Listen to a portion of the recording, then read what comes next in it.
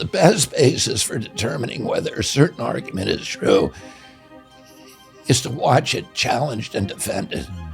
Inflation is theft. It is a tax on the poor. It's a tax on the working class. Trump and Biden did. They created $1 billion a day for 500 days and shifted $4.3 trillion from the American middle class. Are you going to be on that debate stage? You can't just say the Democratic Party and the Republican Party get to choose. You can't do that because those are private clubs. It's a contribution that is unlawful.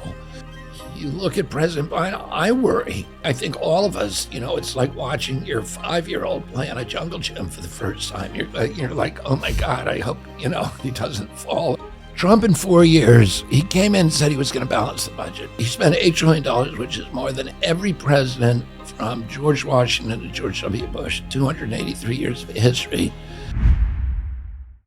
RFK Jr., welcome to the show.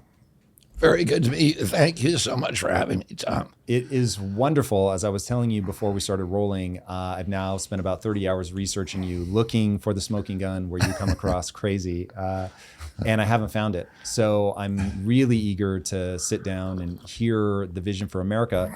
But I want to start with you. So let me ask, what your uncle, JFK, famously said that the trait that made him that was his best trait wasn't courage, it was actually curiosity, because it allowed him to think from his opponent's standpoint.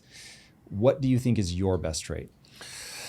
Yeah, my uncle was actually met his wife, Jackie, who was then Jackie Bouvier, and she was a reporter, and she did a kind of a man in the street interviews, but she would interview people in Washington, D.C., and her first conversation with him, she asked him what his best quality was, and she expected him to say courage, because he was the only U.S. president he was a congressman at that point, but he was he'd been a war hero, and he was the only U.S. president to get the Purple Heart. He had a lot of other commendations.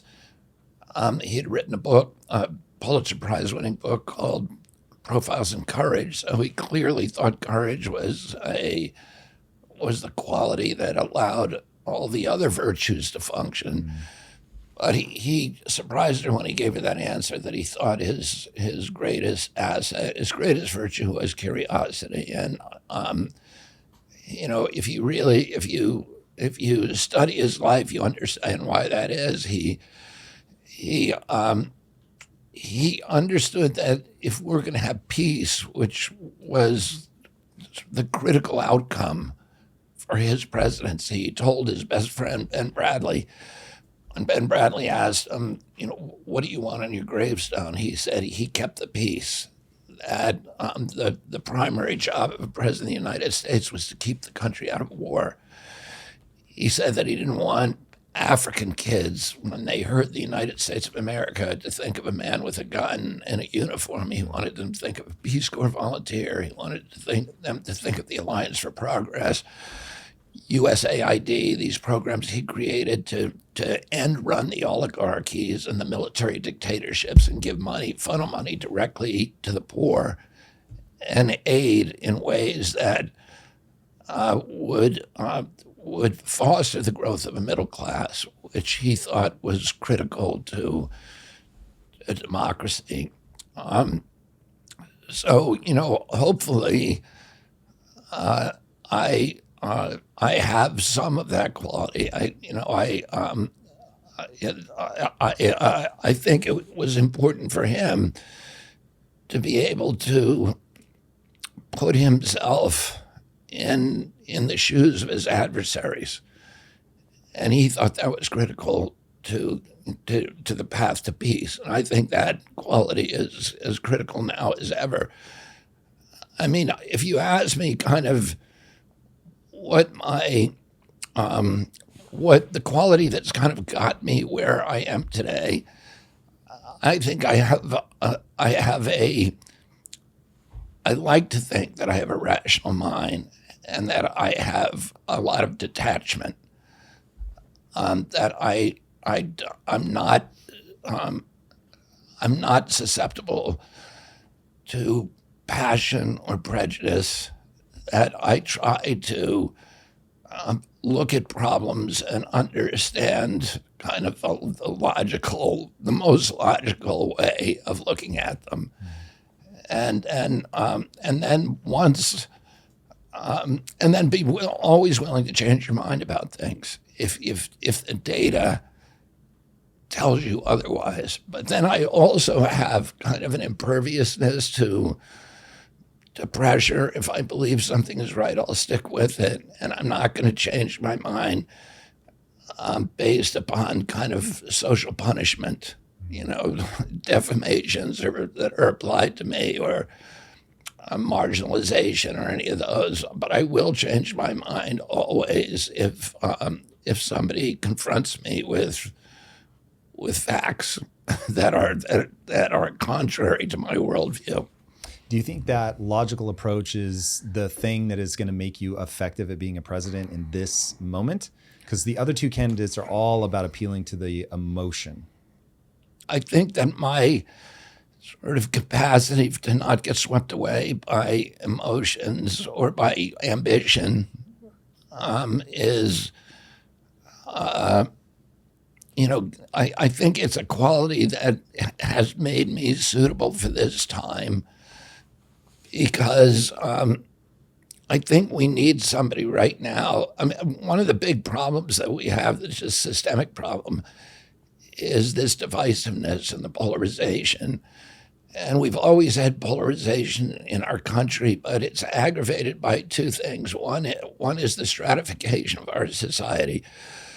So we were the biggest middle-class country in the world, and we had the best social mobility when I was a kid. It was, if you were poor in America, you were more likely to make it into the next echelon or the upper classes than any other Western country, any country in the world.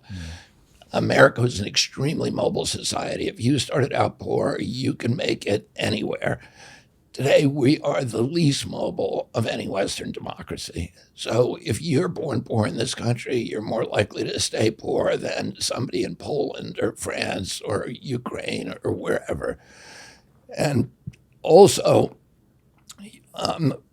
we're seeing the destruction of the middle class. When I was a boy, America had a middle class, and that's why our democracy worked. Right? We had the middle class was the greatest economic engine ever, the American middle class, the greatest economic engine ever devised, and it had given us all this wealth. We owned, when my uncle was president, half the wealth on the face of the earth. And you had, all the Americans were in houses, and we had this just explosion of middle class, and that stabilized the country.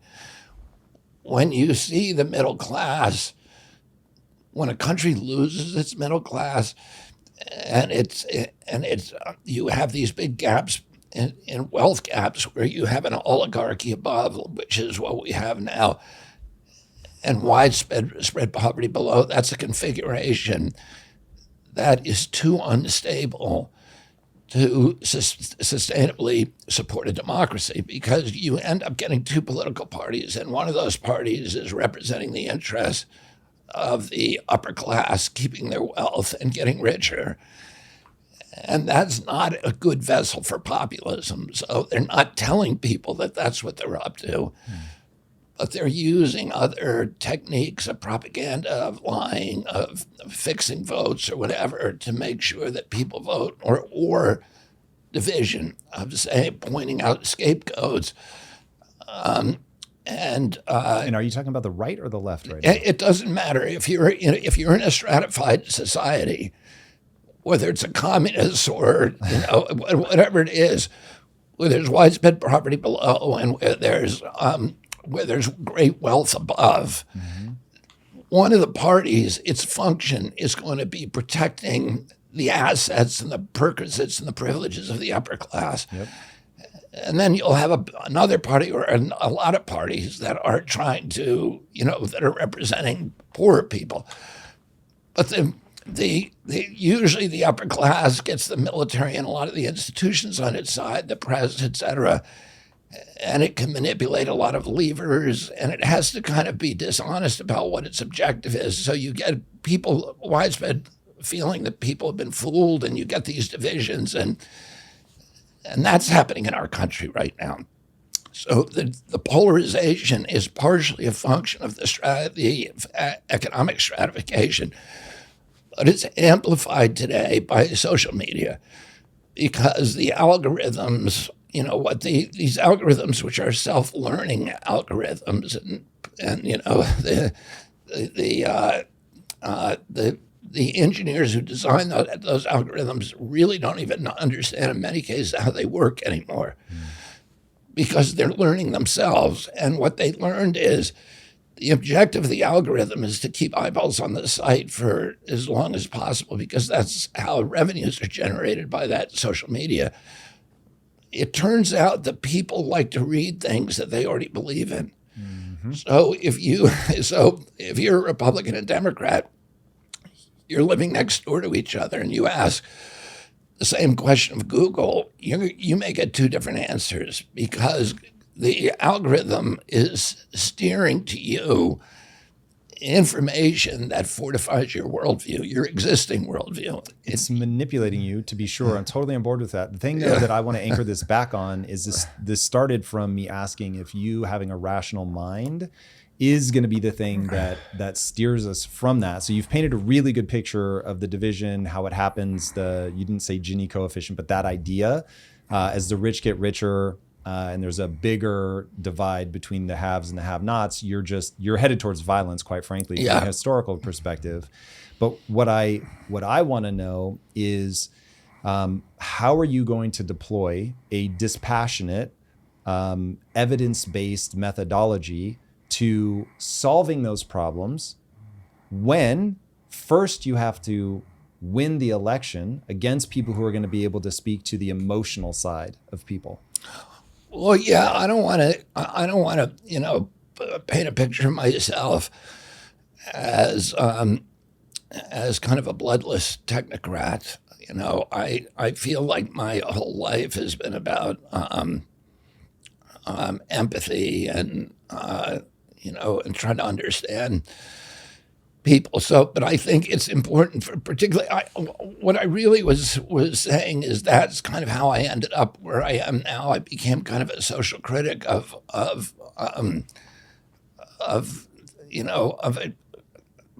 bureaucracy that is corrupt, and that is twisting science and is twisting facts and distorting facts.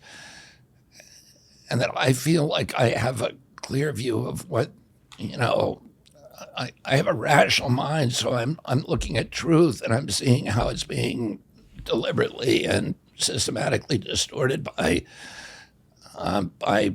powerful entities, whether it's the press, and that our country really is no longer living up to its ideals. I mean, we've been promoting regime change abroad and undemocratic forces and suppressing democracy abroad. And the same thing at the same time has been happening here at home.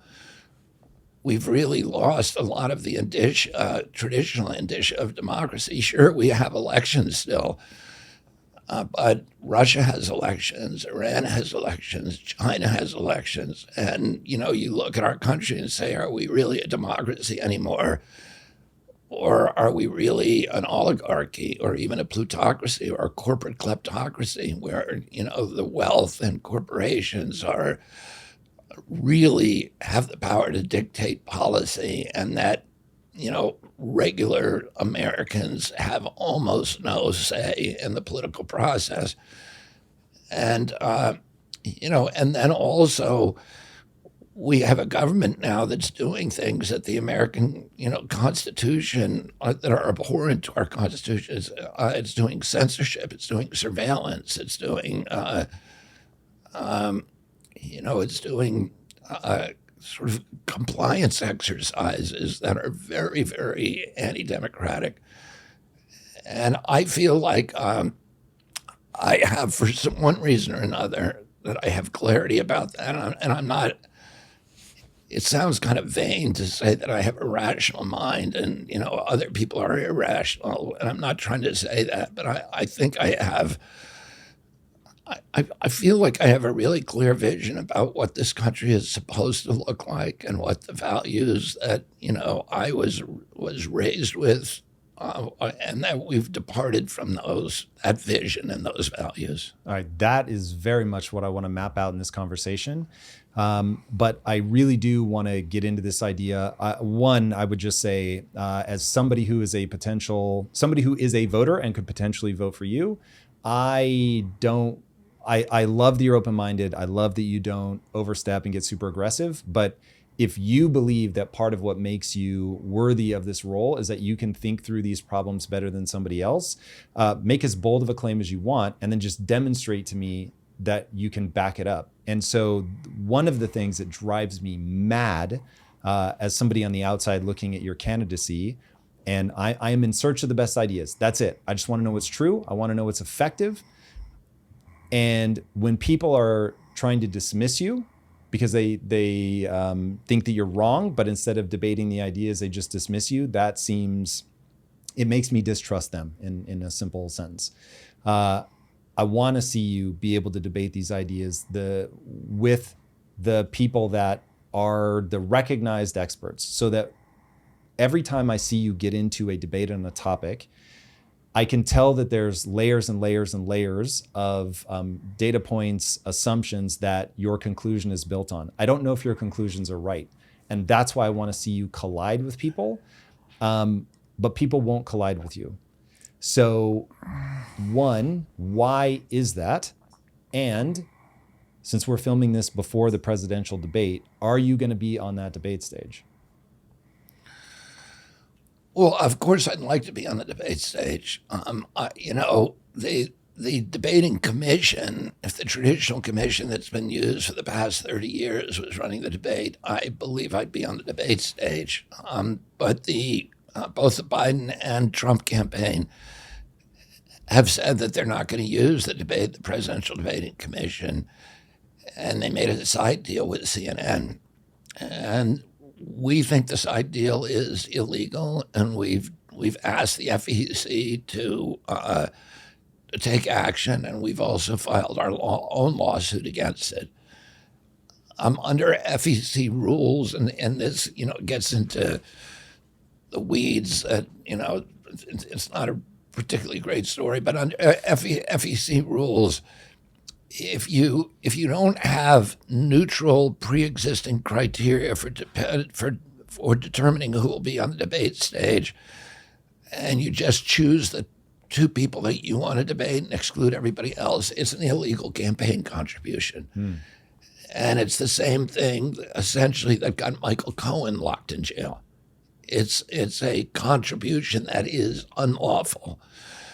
So the FEC rules specifically say you cannot make a debating you cannot base who is going to participate in the debate based upon party affiliation. You can't just say the Democratic Party and the Republican Party get to choose. You can't do that because those are private clubs. They're not in our Constitution. They're just private businesses, and so that's an illegal contribution. And you also can't, the person who's staging the debate, if it's a network, can't collude with the two political parties to exclude adversaries. And that, apparently, according to the Washington Post, is exactly what happened. President Biden's team got on the phone with CNN and said, you got to have rules that keep Kennedy off the stage. So now, even if CNN relented and said, okay, you can get on the stage, there's no guarantee that either President Trump or President Biden would show up for the debate. So I don't have any control over it. I mean, I think it's good for our country if they include me. I think it will be good for CNN and its advertising revenues too, because I think more people will tune in. But I can't say whether that's going to happen or whether it's not going to happen. What do you think about the general idea in culture right now of somebody is undebatable, that they're just so far off the mark that we should completely ignore their ideas? Do you think that from a protecting our democracy standpoint, from moving science forward standpoint, from handling something like COVID better standpoint, is that a wise way to move forward? Well, I would say that, I mean, I think that all ideas should be heard. There may be ideas that are, so crazy and so obviously baseless that and indefensible that, there may be some red line at some point where you say, that is just too marginalized and baseless a notion. But generally speaking, I think democracy functions and our country is strong because of the free flow of information. And that, as you just pointed out, you don't really, you don't have any basis. The best basis for determining whether a certain argument is true is to watch it challenged and defended. And so I think that's the healthy way to and the democratic way to make a determination. I mean, I don't think I people put me in that category that you just described. They say my ideas are so insane that the public shouldn't even hear them. And but then if you ask them which of my ideas are so insane, they can't really name them, except they'll say things that they think I believe that I never said, because there's so many distortions about what I have said and what I haven't said. And but I don't think there's anything I say that, most 99% of Americans would say, oh, that sounds pretty common sense. But there's a lot of pejoratives applied to me that I'm anti-vax, not true, that I'm anti-science, that I'm racist, that I'm anti-Semitic, and all of these are, inventions of people who want to silence me. And if you actually ask them, I'm a conspiracy theorist, what is the conspiracy that I said, that I actually said that you think is a conspiracy? That one's starting to become a compliment at this point. Like the number of conspiracies, but people saying that you're outright lying. That's one that I've heard a lot when you start going into, and I am not qualified to debate on the vaccines, but as you start to wade into those waters to see what people say about you, it's just that. Like, it's very rare. They'll say I'm lying, but then, nobody really asks the next question about what? Show me the statement that he made that is actually untrue, because they had these. We found out they have had these debates quietly at Facebook, etc., and they had to make up a new, because they realized, like Instagram took me down for misinformation, for lying, and I had almost a million followers. And they said it was because I was promoting misinformation and lies. And then when we asked them, can you show one post that I've made that is actually factually incorrect, they are unable to do it, because everything I posted was either cited or sourced to either a peer-reviewed publication or a government database. And so, in today's volatile and unpredictable economic climate, the challenge of managing your monthly expenses is real, especially with high interest debt eating away at any chance of reaching your financial goals. And if this sounds like you, I recommend that you reach out to American Financing if you're in the market to refinance your home. On average, American Financing customers save $854 per month, the equivalent to receiving a $10,000 annual raise. The process of American Financial is straightforward, quick, it's very efficient. You can close your loan in as little as 10 days, and it costs nothing to see how much they can save you. Call 800-852-2010. Again, that's 800-852-2010, or go to americanfinancing.net/impact for terms and conditions use 182-334 at nmlsconsumeraccess.org. I don't know about you guys, but everything that I do, I want to be the absolute best at. And that means that I have to be extremely efficient with my time and think a lot about what I eat so that I can cognitively optimize my way to success. Save all of your precious minutes and skip all the meal planning, shopping, and most of the prep work that it normally takes to eat healthy with America's #1 meal kit, HelloFresh. HelloFresh makes it easy and efficient to eat delicious meals, and everything is delivered directly to your door. All you have to do is open your box and get cooking. I cannot tell you how obsessed I am that it only takes a few minutes to go from I'm hungry to I'm actually chewing. That is a big deal for me, especially when it comes to healthy food. Just go to hellofresh.com/impactapps and you will get free appetizers for life. One appetizer item per box while subscription is active. That's free appetizers for life at hellofresh.com/impactapps. That's one thing I've heard you say a lot. And what my PSA to the world would be to hear that and say, okay, this conversation, even the way that it's playing out now, is just going to be another round of sound bites. The only way for the American people to figure out what's going on is to have these ideas battled out in a long form public debate. Let's find out how much you really know about this. So that the general public can get elected. But the part that this becomes a PSA, from my perspective, is we're being treated like we are too dumb to understand the information, and therefore misinformation, disinformation, and malinformation, which definitionally is true, but we're worried that it might cause a problem, so we still don't want it to get out to you. That to me is so outrageous. So what I would love to see people do is say, once an idea hits a certain level of cultural awareness, it's time to be debated. Even if the experts are like, oh, this is junk, this is throwaway. I think that I'll say within my world, they have a moral obligation to do it. I get that's going to be very controversial and I don't want to lose people just on that. But for the public good, somebody needs to step up and spend the time debating that. And that if we don't do that, then we get these conversations where one media outlet just throws out their quips, you throw out yours, and then we never find out what side can withstand scrutiny.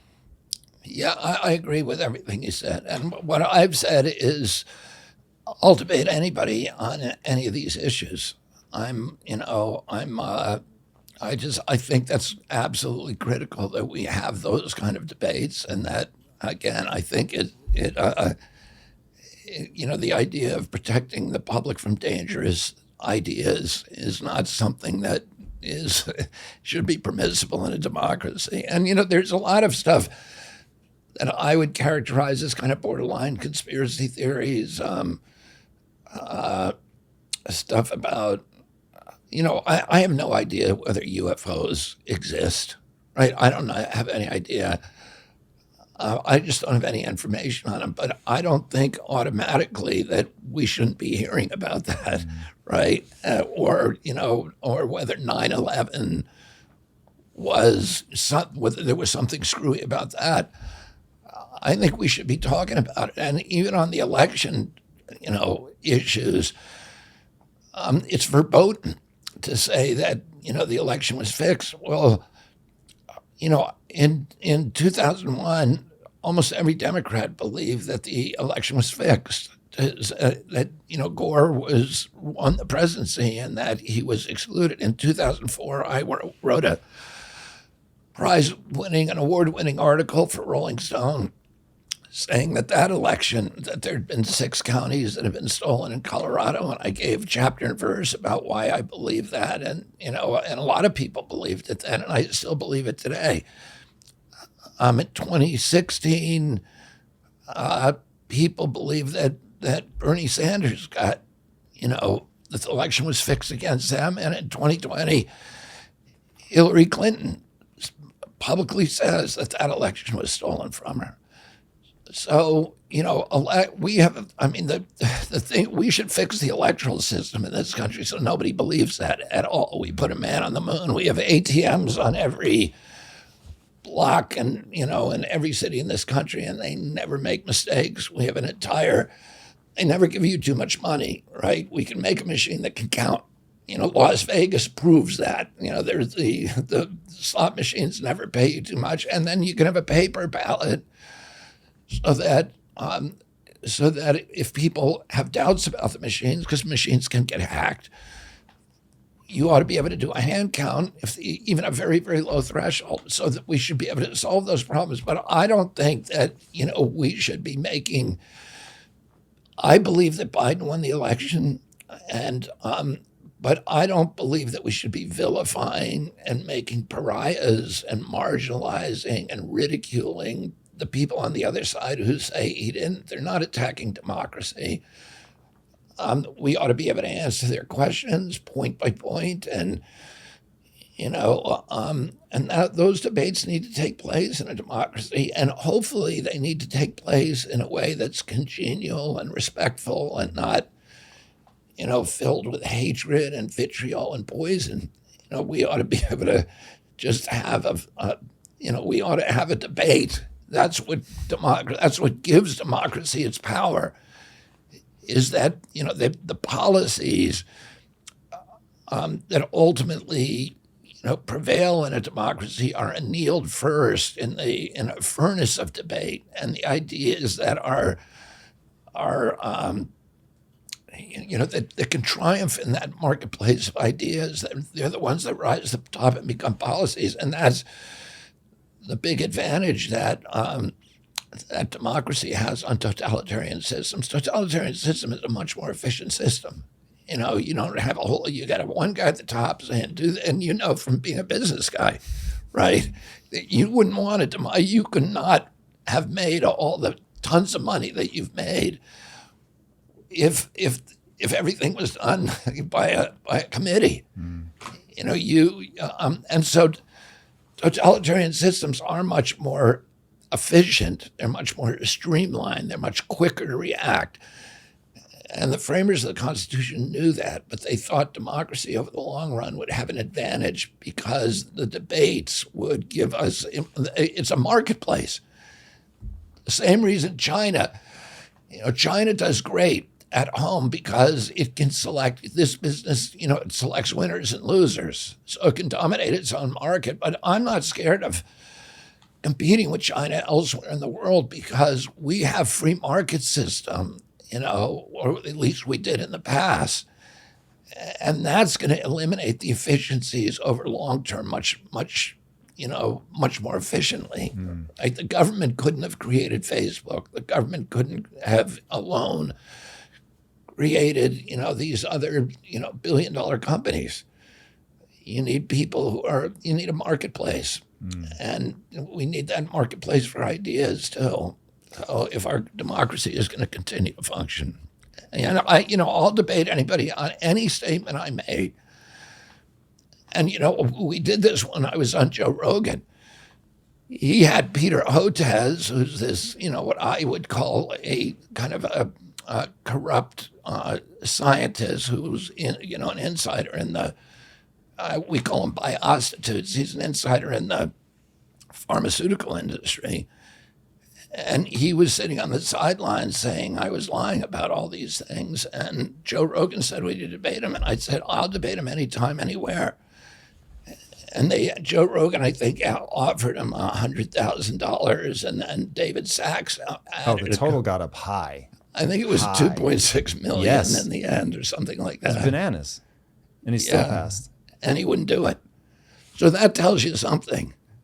Aggressively. Right? It tells you something that he doesn't feel confident enough in his ideas that he can defend them. And I can be wrong about stuff, but I hope, right? I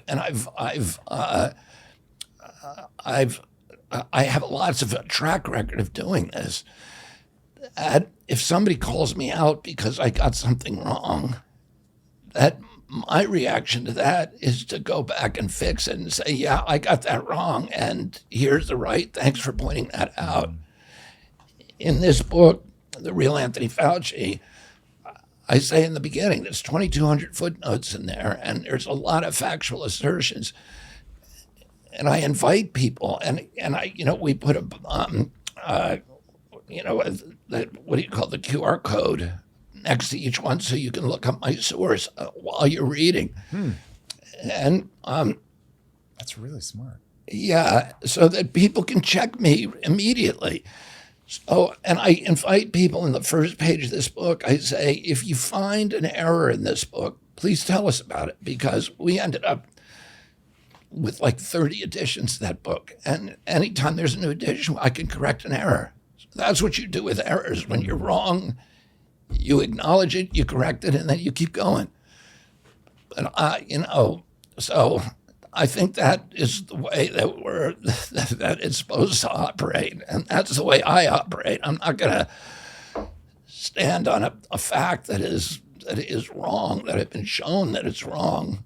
Yeah, here's an idea that I think ends up leading people to weird places is they are not recognizing the utility of truth. And so truth is hard to identify. There's no question about that. But once you understand that your brain is a prediction engine, the beliefs that you hold about what is true will allow you to accurately predict the outcome of your behaviors. If your beliefs are close to ground truth, then you'll get the outcome you expect. And if you don't, then something about your belief system is broken. If you update it, now you can get closer to what you were trying to get. And once people understand the utility of that, if they can separate their ego away from being right and moving it over to being effective. So, hey, I don't value myself for being right. I value myself for identifying the right answer and putting that into my thought process so that I can be more effective in something.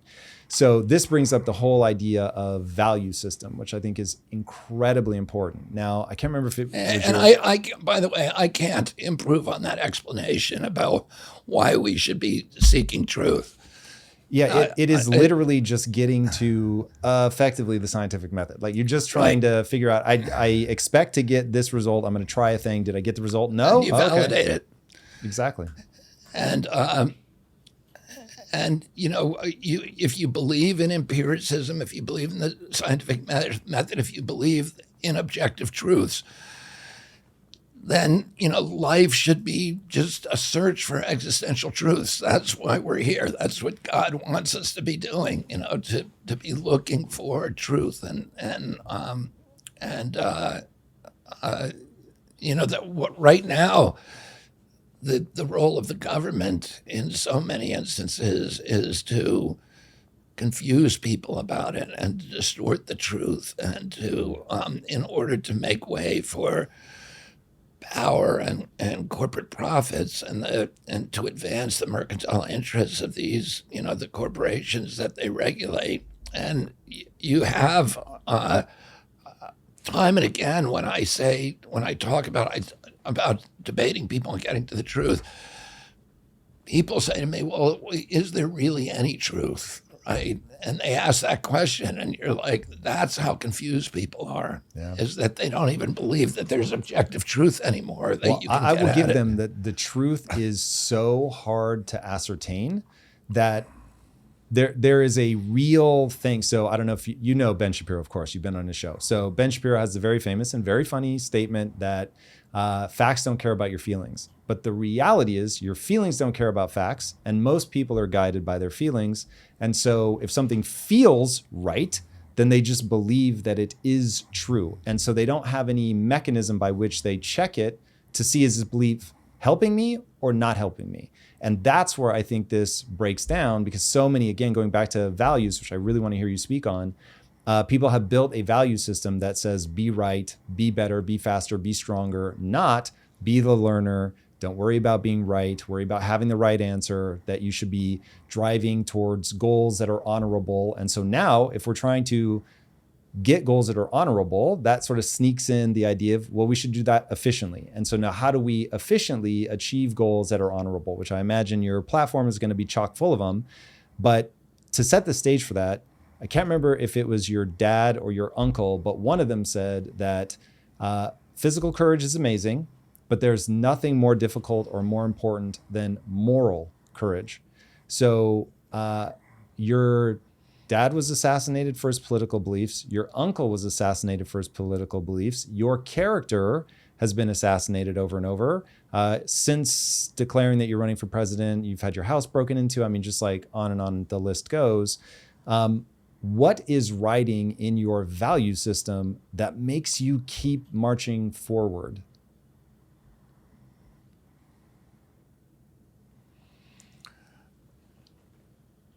I mean, I think my dad and his parents, raised us in this, with these ideas of part of it was just the Catholicism that we read the lives of the saints, and they at the highest calling was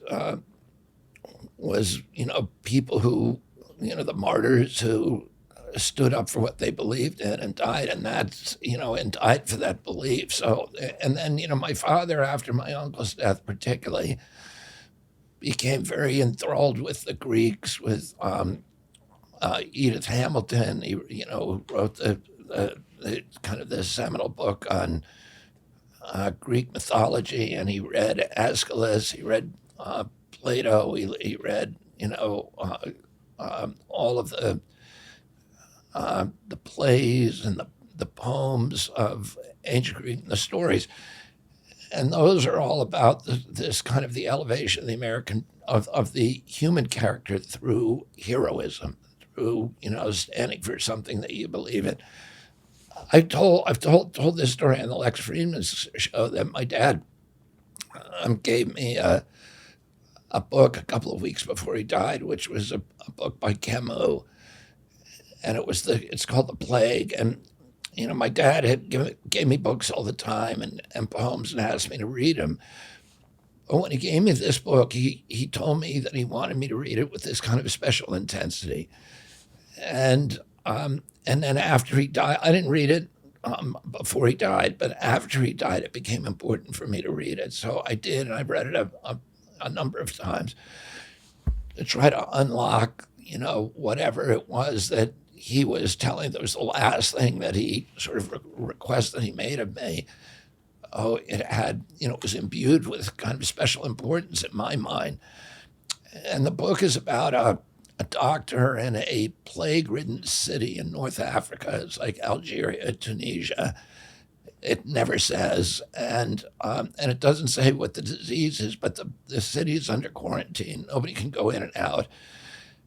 And the plague has a very high infection fatality rate, so a lot of people are dying. And it's the story told through the perspective of a doctor who is kind of terrified. He's sitting in his room, and he knows that if he goes out and treats people, that there's probably almost nothing he can do because nobody knows how to treat the disease. It's highly contagious. So the contact that he has from treating people is likely to infect him, and he's likely to die. And, he's thinking, if I just sit this out in here, I may be able to make it through, and then I can do good things with the rest of my life. But in the end, he goes out and he does his duty, and even consoling people and comforting them in their last hours. He gets meaning in his life from that. And Camus was an existentialist, and he was kind of a legatee of the Stoic tradition, and the Stoics were. And my father really embraced Stoicism. Their hero was Sisyphus. He was the iconic hero of Stoicism. And Sisyphus was a hero who was cursed by the gods to push a boulder up a hill. He pushed it up all day long, get to the top of the hill. His objective was to push it over the other side, but he never quite makes it to the top. When he gets close to the summit, it always rolls back on him, and it mangles him on the way down. And then he has to limp down the hill all night long. He gets to the bottom, and then he starts a new day pushing it up again. And in the view of most people who hear that story, he is a cursed man who must be miserable because it's a miserable eternal task to do this forever. But in the view of the Stoics, Sisyphus was a happy man because he knew what his duty was and he was performing it and he was putting his shoulder to the stone. And, I think I picked up a lot of that from my father that, the world is supposed to be about struggle, that pain is the touchstone to spiritual growth, that pain, that hard work, that self-discipline is the objective ultimately. It's our path to truth, to God, to enlightenment. And, then I also just had the example that everybody that I admire in my life, all the heroes that I had from the past, whether it was, it was Charles Darwin or Alexander the Great or St. Francis of Assisi or St. Augustine, all of them went through a dark night of the soul when the whole world turned against them and they lost all their friends. They lost the respect of their communities. They lost all of the conventional, accoutrements of success, and in the material world, and they had to be alone for a period of time. And it's called the dark night of the soul, and when but that's kind of that is the payment for a meaningful life. So the fact that I had a lot of family turn against me and friends turn against me, and and the press and the media and all of these great political contacts that I've made 40 years of life, where I could pick up the phone and call any congressman or even the president of the United States, and all of that disappeared, or any CEO in this country, and all of that went away. But I don't feel that I need to spend a lot of time grieving or mourning that, because that's just part of my path. That is, I'm supposed to push this stone up this hill, and I feel like I know what I'm supposed to do. I have a real clarity and certainty that what I'm doing now is what I'm supposed to be doing, and that was not getting very much validation in the beginning, but I get that validation from the places I need it, from my wife, from my children, and then from little voices that are talking all the time. It may be just somebody, a friend that I haven't seen in 20 years, who calls me up and says, I love what you're doing. And somebody, the other day sent me somebody I haven't seen in 40 years, a person who was a friend of the wife of a friend of my mom's. I was the coach of the U.S. ski team, and she sent me a picture of herself. I haven't seen this woman in 40 years, sitting at a table with the Kennedy sign on it, right? And then people who come up and say, I'd withdrawn from politics, and you're giving me hope. Young people who come up to me every day and say, I had no hope, and now I got hope. So now I'm getting that kind of validation, but. I think for a long time I was getting almost no validation, but I had the internal clarity that I knew what I was doing was important. What exactly are you doing? So obviously running for president, but I mean, when you get the job, what exactly do you want to accomplish to feel like I got the boulder up and over the hill? I think I will go into office with a clearer idea of what my agenda is than any president for, probably since Richard Nixon or, my uncle. I think there's probably Clinton went in with an idea, a really clear idea, but I have a very clear idea of what I want to do. I know how to unravel the corporate corruption, the agencies. So, how do I dismantle this corrupt merger of state and corporate power and make government start telling the truth to people? In my first day in office, I'm going to issue an executive order saying any government official who lies for any reason to the American public will immediately lose their job, right? And just say, if you're lying, you're unemployed. Or if we can't sue you or fire you because of civil service, you're going to get a posting in Anchorage, right? And just be ruthless about about making our country a moral entity again, right?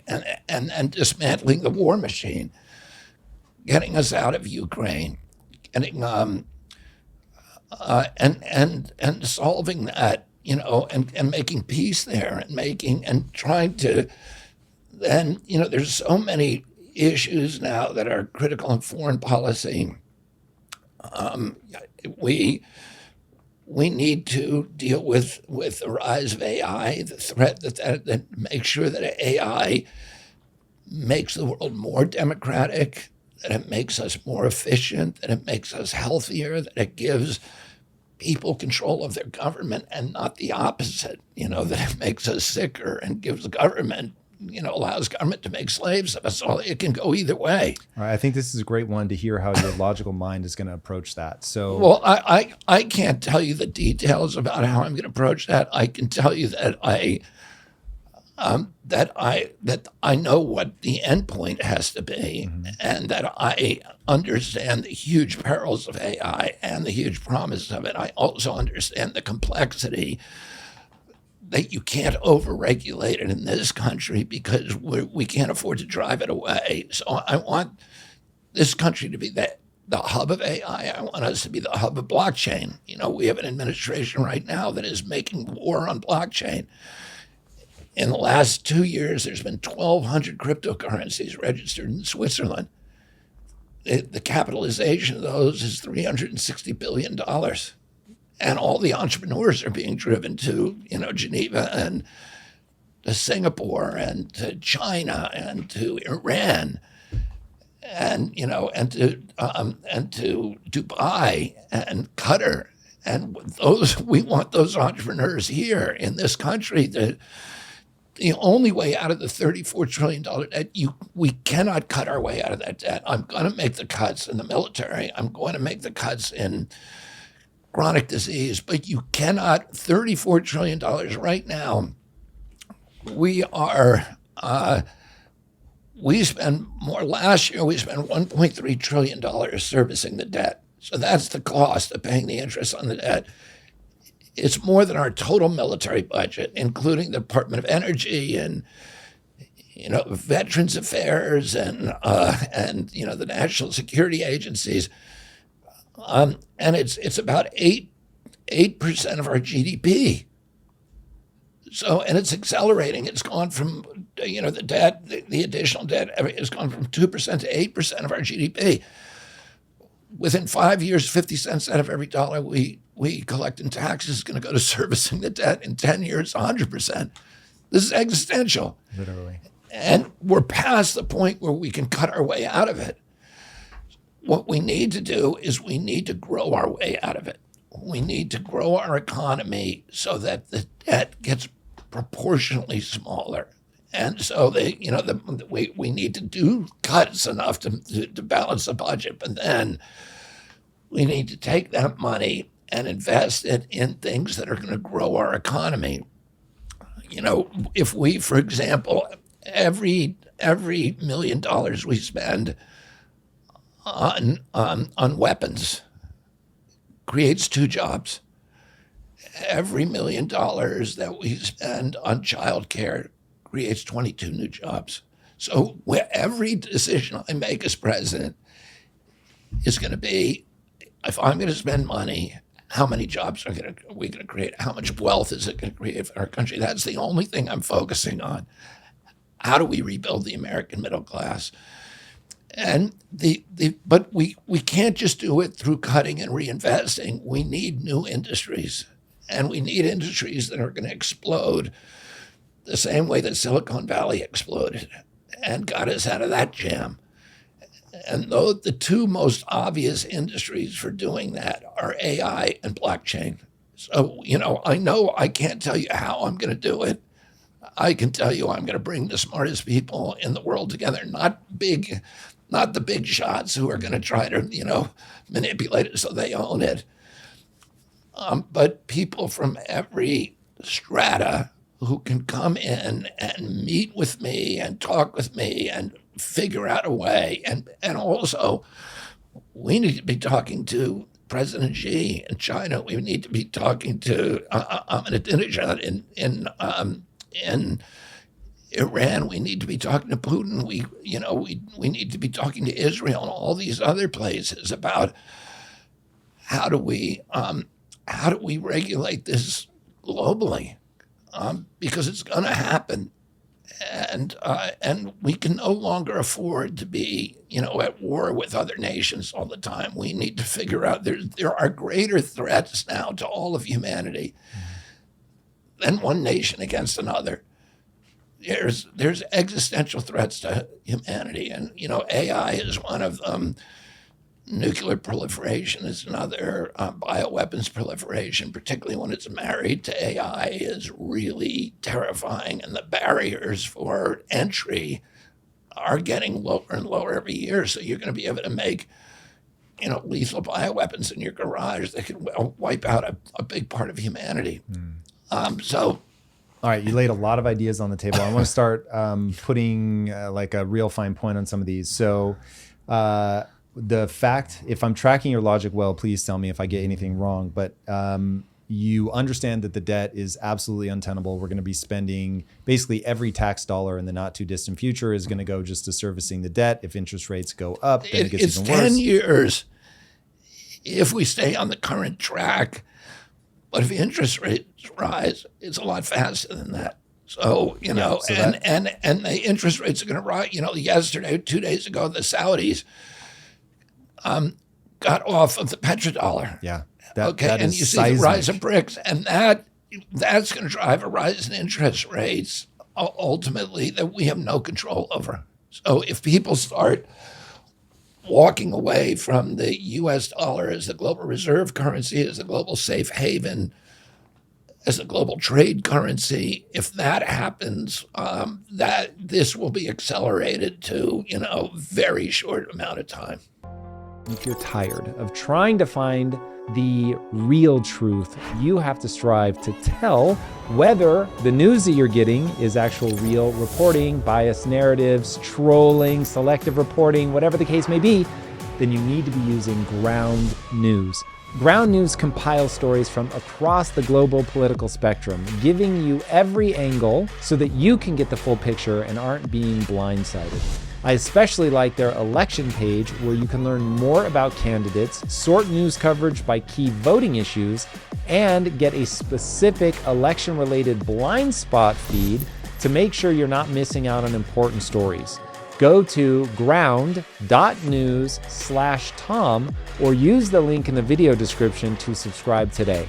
If you sign up through my link, you'll get 40% off the same Vantage plan I use to get unlimited access to all their features. I really like Ground News. I think you guys are going to love it. They are doing important work, and I hope you're going to check them out and stay informed and get rid of your blind spots. And this is a great way to do it with Ground News. How often are you checking your credit score, afraid of identity theft or account breaches? We all use the internet every single day for important things like personal banking and remote work, so why not protect yourself with our sponsor, Aura? Aura is an all-in-one cybersecurity service that keeps you safe online. Aura identifies data brokers exposing your info and submits opt-out requests on your behalf. Aura also monitors your credit, tracks your passwords for data breaches, and secures your online activity with VPN and anti-malware protection. You can try Aura for free for 2 weeks by clicking the link in the description or scanning the QR code. Yeah. So longtime listeners of my show will know that my thoughts are that's just a question of when, it's not if. Yeah. It has happened every single time an empire has arisen throughout all of human history.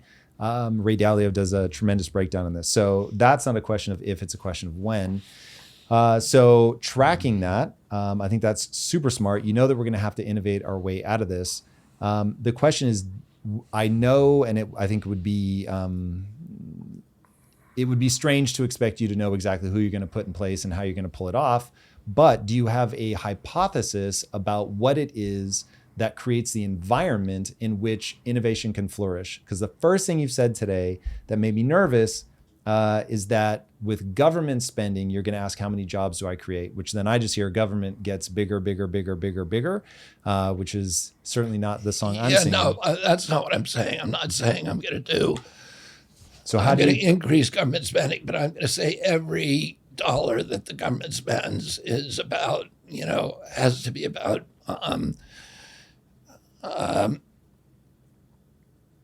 creating jobs and creating wealth and creating private jobs?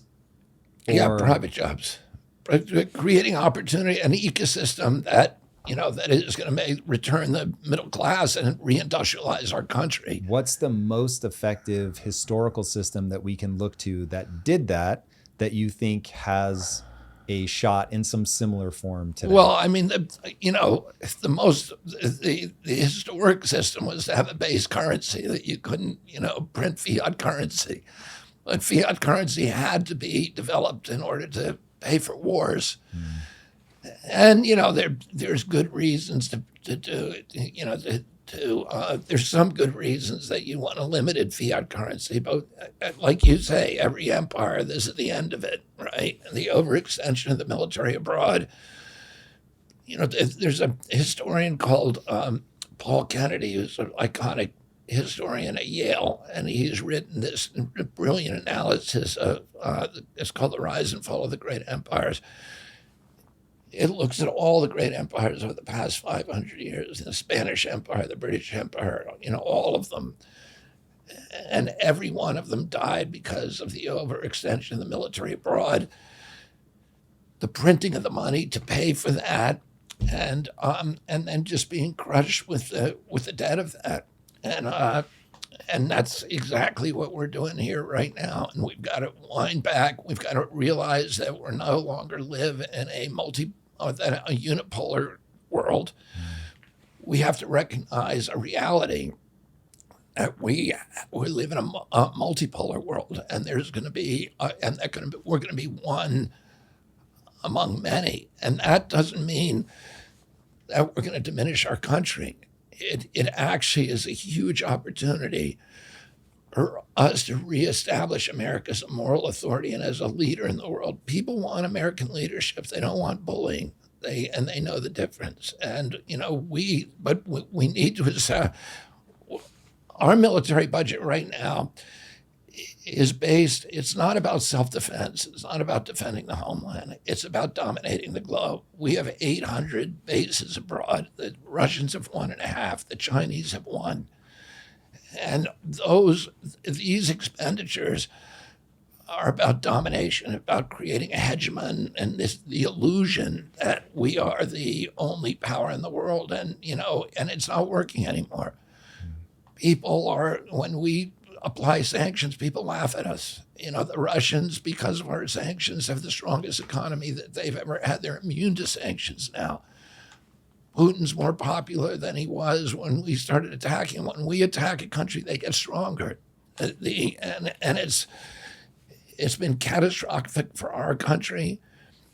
And when we stop doing that and we scale back our military and start projecting economic power abroad rather than military power, I don't think we should withdraw from the world. I think we should re-engage as an economic power, and that plays to our strength, because we can, right now we've spent $8 trillion over the past 20 years since 9/11.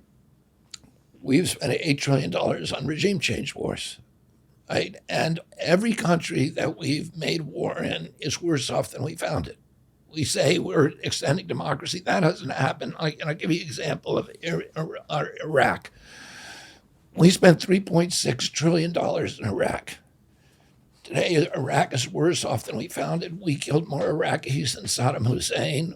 Iraq is not even a country anymore. It's just an incoherent battle between Sunni and Shia death squads. Iraq is now it's in a proxy posture to Iran, which is exactly the foreign policy outcome that we've been trying to avoid for 20 years.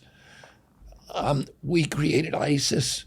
We drove 4 million immigrants up into Europe, and we destabilized every democracy in Europe. Brexit is a direct result of a straight line of the Iraq War and the Syrian spillover war. So that's what we got for that money, $8 trillion. During that same period, China spent $8 trillion. We spent $8 trillion bombing bridges, ports, schools, airports, roads. China spent $8 trillion building them, and it made friends across the globe. We made enemies. It strengthened its currency, which is now they're moving the yuan to a global trade currency, and people are welcoming it. And China's now the principal creditor in almost every nation in Latin America and every nation in Africa. And, we're hated all around the world. And people don't want us as a partner because we're a bully on the playground. But I'm not scared, and China doesn't want a war with us, a hot war. So they spend a quarter to a third on their military that we spend. They don't want a war with us. They want competition. They want domination, but they want it on economic landscapes, and I'm not scared of that. And I think that plays to America's strengths because we can outcompete them in all of these sectors if we project economic power abroad rather than military power. And this one my uncle did, and he did it very successfully. What does the plan look like? What? What does the plan look like? Well, the plan is to cut, during my first 4 years in office, to cut the military in half. And that cuts it back in real dollars to what we call the Eisenhower minimum, which was the budget in proportion, in 2023 dollars, the same amount being spent as we were spending during the height of the Cold War. Okay, this is the height of the Cold War. Why do we need to be spending more than that? So, then we were promised in 92 that it was going to be cut from $600 billion to the military budget to $200 billion, and we were going to get a peace dividend. And of course, that never showed up. Instead, we raised it to now, what it is. It's not in real dollars. It's about $950 billion, the straight military budget. But when you add in the NSA and the DOE, it's about $1.3 trillion. And so I'm going to cut the straight military budget from 950 to about 500 during my first 4 years, and then continue to look for cuts thereafter. And we're going to end up with a stronger, more effective military. We're going to end up with more targeted military, and one that's much more efficient around the world. But we don't need to be the policeman of the globe, and we've got to relinquish that job, and we got to let other countries, we got to stop overthrowing democracies, we got to stop murdering public officials, we got to start allowing other countries to govern themselves without our coercion. And it's going to strengthen us in every way around the globe. We're going to be a stronger country. We're going to restore our status as the moral authority around the world. And we're going to be a lot richer at home. The real strength of a country comes from a healthy population, from a robust economy, from, strong economy at home. That's where the real national strength comes from, and we're hollowed out now. A strong middle class and a sense of mission and purpose. That's we're sick. We're the sickest country in the world. We have the highest chronic disease burden in the world. We have addiction crisis. We have suicide. We have mental illness crisis. We have a whole population that's obese. that is depressed, that is alienated. We got a generation of kids coming up, 60% of them have chronic disease. They're plagued by, and none of them are ever going to get in a house. And, you watch the demoralization that happens then. It's immoral what we're doing. We're borrowing money to pay the interest on the debt. That is a sin. That is a moral issue. The fact that I want you to explain the fact that our children are going to live worse than we did, that is why immoral. is that tied to the debt? Most people are not going to understand that. What? People will not understand how that's tied to the debt. What? So that people don't understand how debt is stealing from your children. That doesn't compute for them. Walk people through how. Because inflation is a way when you just print money and then, our money, most nations that did what we did, which is just to print money as much as they wanted, to overspend.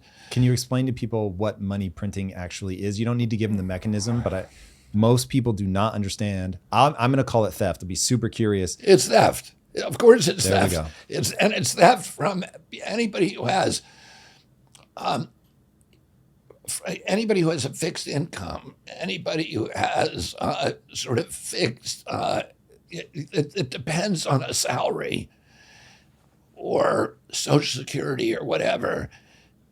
That money inflation is theft. It is a tax on the poor. It's a tax on the working class. And that money is sent upwards. And that's why we have this new oligarchy of billionaires. And the worst part is when they did it, the coup de grace to the American middle class was during the COVID lockdowns that Trump and Biden did. They created a billionaire a day for 500 days. And shifted $4.3 trillion from the American middle class to this new kleptocracy that we have, right? And it's theft. So normally, if you had a base currency, which is what our currency used to be, it used to be gold, okay? And for every dollar that you spent, it was redeemable. You could go redeem that in coin, either get 4 quarters that were actual real silver, or you could get gold or whatever from Fort Knox. And the country legally kept a reserve that was equivalent to the money that was being printed. So the money was represented, each dollar represented a real asset that had a true value, which was the gold at Fort Knox. There was a finite supply. There was no way to there was a print finite more supply. gold, so that's Right. that. So, so we changed that. And, we in a number of times. I mean, we created the Fed in 1913, and then and then the Bretton Woods Conference in 1972. We completely detached our money from the gold supply. So the nations that borrowed American dollars could no longer redeem them in gold. They just could redeem them in treasury bonds or more dollars. And that was really the start of the crisis, because if you're a government and you want to make war, there's lots of pressure on our government to make war all the time, because, the people who are donating to the political parties are the biggest donors, are like BlackRock, State Street, and Vanguard, and they own the military contractors. They own the big engineering firms that get to rebuild these countries afterward, like Bechtel or whatever. They own Northrop Grumman and, Lockheed Martin and Boeing and all the other big military contractors. So they're pressuring Congress to keep us in a constant state of war.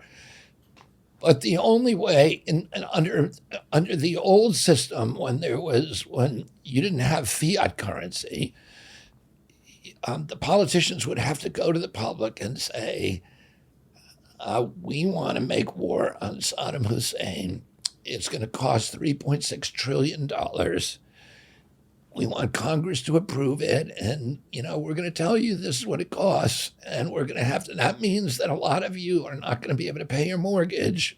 You're going to have to, make big sacrifice. You're not going to be able to send your kids to as great a school. This is money that's actually being taken from you in taxes up front. And guess what? There would be no wars because nobody would approve it. Yeah. Now that we have these wars, because they don't ever have to do that. They don't even have to go to Congress to get the wars approved now. They just start a war. They send the money over. They get the press all on their side, and they invent a supervillain, and we have these comic book contests, and it's us to the rescue, and it's and they spend all the money, and they just print new money to pay for it. Well, that money then, because they're printing money, the money that you own, it's not finite anymore, as you pointed out. It's endless. And every dollar they print diminishes the dollar that are in your pocket. Right now, most countries could not do what we've been doing, which is to print this vast amount of money and then also have trade deficits where there's much more money going out, much more goods coming into this country. We're using that money to buy goods from other countries because we don't produce anything anymore. And we were a trade surplus until the Vietnam War. The Vietnam War, in order to pay for the Vietnam War, Nixon created the Bretton Woods Conference and detached the dollar from gold because that was the only way they could pay for that war. And so since then, because we are the global reserve currency and we are, regarded as a safe investment, what happened is that the money leaving our country, that other countries essentially financed our debt. So Japan would buy U.S. dollars and keep those in its central bank, and China was buying U.S. dollars. They were essentially loaning us the money and then and buying treasury bonds. And it preserved us from having runaway inflation, which we would have had years ago, with the illusion that the dollar actually continued to have value, the same value, because so many people wanted it. But now those countries are done. China's starting to sell off its dollars. We are quickly losing our status as a global reserve currency. That's not going to happen overnight. It's going to happen over a long period of time. But we're now going to have to start to pay the piper. And inflation is already, President Biden says essentially that it doesn't exist. But, I spend a lot of time talking to Americans, and it's the biggest thing on their mind. And they're watching, the $4 milk, the $4 bread, the $6 gasoline, and most of all, they're watching that houses are no longer affordable. The housing costs have gone, I think, from $223,000 average 2 years ago to about $415,000 today, and inflation and the interest rates have gone from 3 to up to 7%, and that means that a house is 4 or 5 times the price of what it was 2 years ago. And 2 years ago, people were having trouble affording them. And that's part of the problem. Inflation's part of the reason for that. But inflation demoralizes an entire society. It crushes the soul because you can't make money. You get a raise, and it's just an illusion. And you realize that 3 months later, that raise just disappeared. And people can never, people are struggling. They're pedaling as hard as they can, and they're going backwards. And when that happens, people stop believing in themselves. They stop believing in their government. They stop believing in their community. They get angry and they get violent. And worst of all, they don't know why. They aren't going to be able to track it to exactly what's happening. Okay, so one of the things I'm trying to do as I listen to you talk is map out the base assumptions that drive your world. So it's an idea that I came to. My business partner and I would occasionally get in arguments, and I would think, man, he's a moron. And he would think, man, he's a moron. And I thought, hold on, we're both smart, well-intentioned people. So what is it that causes us to think the other person is just out of their mind? And what I realized was we just had different base assumptions about how the world worked. So I watched an interview with you and Dave Smith. It was the clearest example of two smart, well-intentioned people that have different base assumptions. And so they end up yelling at each other. In a respectful way, you guys navigated it well. I think we did pretty well very on that very issue, well. right? But it was very heated because you guys aren't talking about the just base assumption of, what's at the core of this. So what I want people to be able to hear in all the things that we just laid out are the base assumptions that are driving your thinking. So one base assumption I hear is that we have to get a new middle class going. So we're going to do whatever it takes there. To overcome the inflation, we have to innovate. So because I should have said debt, to overcome the debt, which if we just keep printing to overcome the debt, we get inflation. So to deal with that, we have to innovate. To innovate, we have to start relaxing some of didn't say relax regulations. I'll say that, but you did say we have to be thoughtful as we regulate these new technologies like AI and blockchain. So I think there's a war on blockchain right now. I agree. And that it's not just deregulating, it's a complete 180-degree pivot. We need to embrace blockchain. We need to make it transactional. We need to force the banks to take it. We need to encourage people, Americans, to use it and to understand that it's their hedge against inflation. It's their ticket to a future. And so I would say not only to deregulate, but, completely pivot and instead of, hostility toward it, we need to be encouraging. So that's interesting. So so I have a base assumption that spills into a moral value, which is I believe that people ought to have the right to an inflation-resistant store of wealth. Maybe currency is better as a word, but I'll just stick with store of wealth for now. So as you have already eloquently covered, the US dollar is not that, because the US dollar, literally fiat means by decree. So by decree, we can just make as much of that as we want. And again, as you've already said, as we print more, what you're holding becomes worth less. Whereas take gold or take Bitcoin, gold does technically inflate at about 2% a year. So I'll use Bitcoin. Yes, I'm a fan of Bitcoin, but I don't say it for that reason. I say it because it just has an absolutely limited supply. There's no way to make more. So you have a completely finite supply in Bitcoin, which means if you can save in Bitcoin without the government being absurd, which they are currently being absurd. And man, right now, do I hope I'm speaking to the future president so I can really lobby hard here. But that if we have, I believe we ought to have the right to be able to save in that or another store of wealth that cannot be inflated, and that right shall not be infringed, because the deranging effect of somebody being able to reach into my bank account and literally dial down how much it's worth is insane. Like that's a level of offensive that it breaks my relationship to the government. Fiat currency is immoral. It's theft, and it is tyrannical. It's anti-democratic. It is oligarchical. It has it's warmongering. It has you can make the case that it is evil. So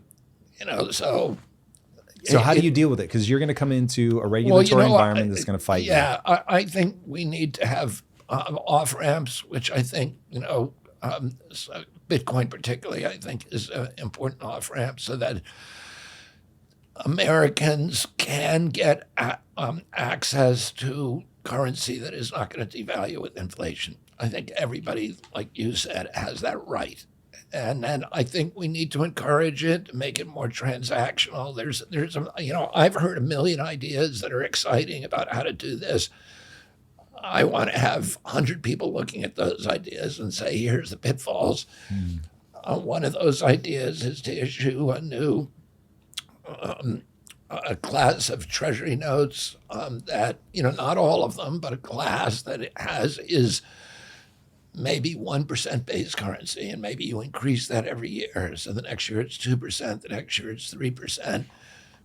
My uncle tried to do this when he was president, because he saw the evils of fiat currency, the perils, the dangers of it. And just before he died, he issued silver certificates and gold certificates. And this was a new, class of dollar that was redeemable in gold or silver, so that Americans would have that choice to be able to transact in a base currency, to be able to save a base currency that could not be, as you say so eloquently, that no government official could reach into their bank account and dial back the value of their currency. A very good way to put it. That's exactly what's happening. Now, would you, as president, be comfortable with people using Bitcoin to pay their taxes? Yeah, I would encourage that. It has to be.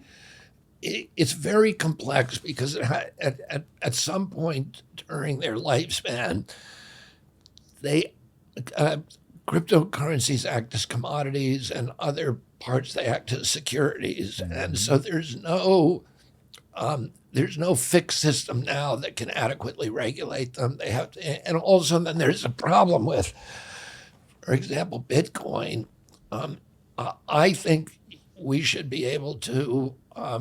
People should be able to transact in Bitcoin without paying a capital gains tax, if it increases in value. Yes, please. There's a problem there's a technical problem. And because right now so much of Bitcoin is owned by, big investment houses like BlackRock or billionaires.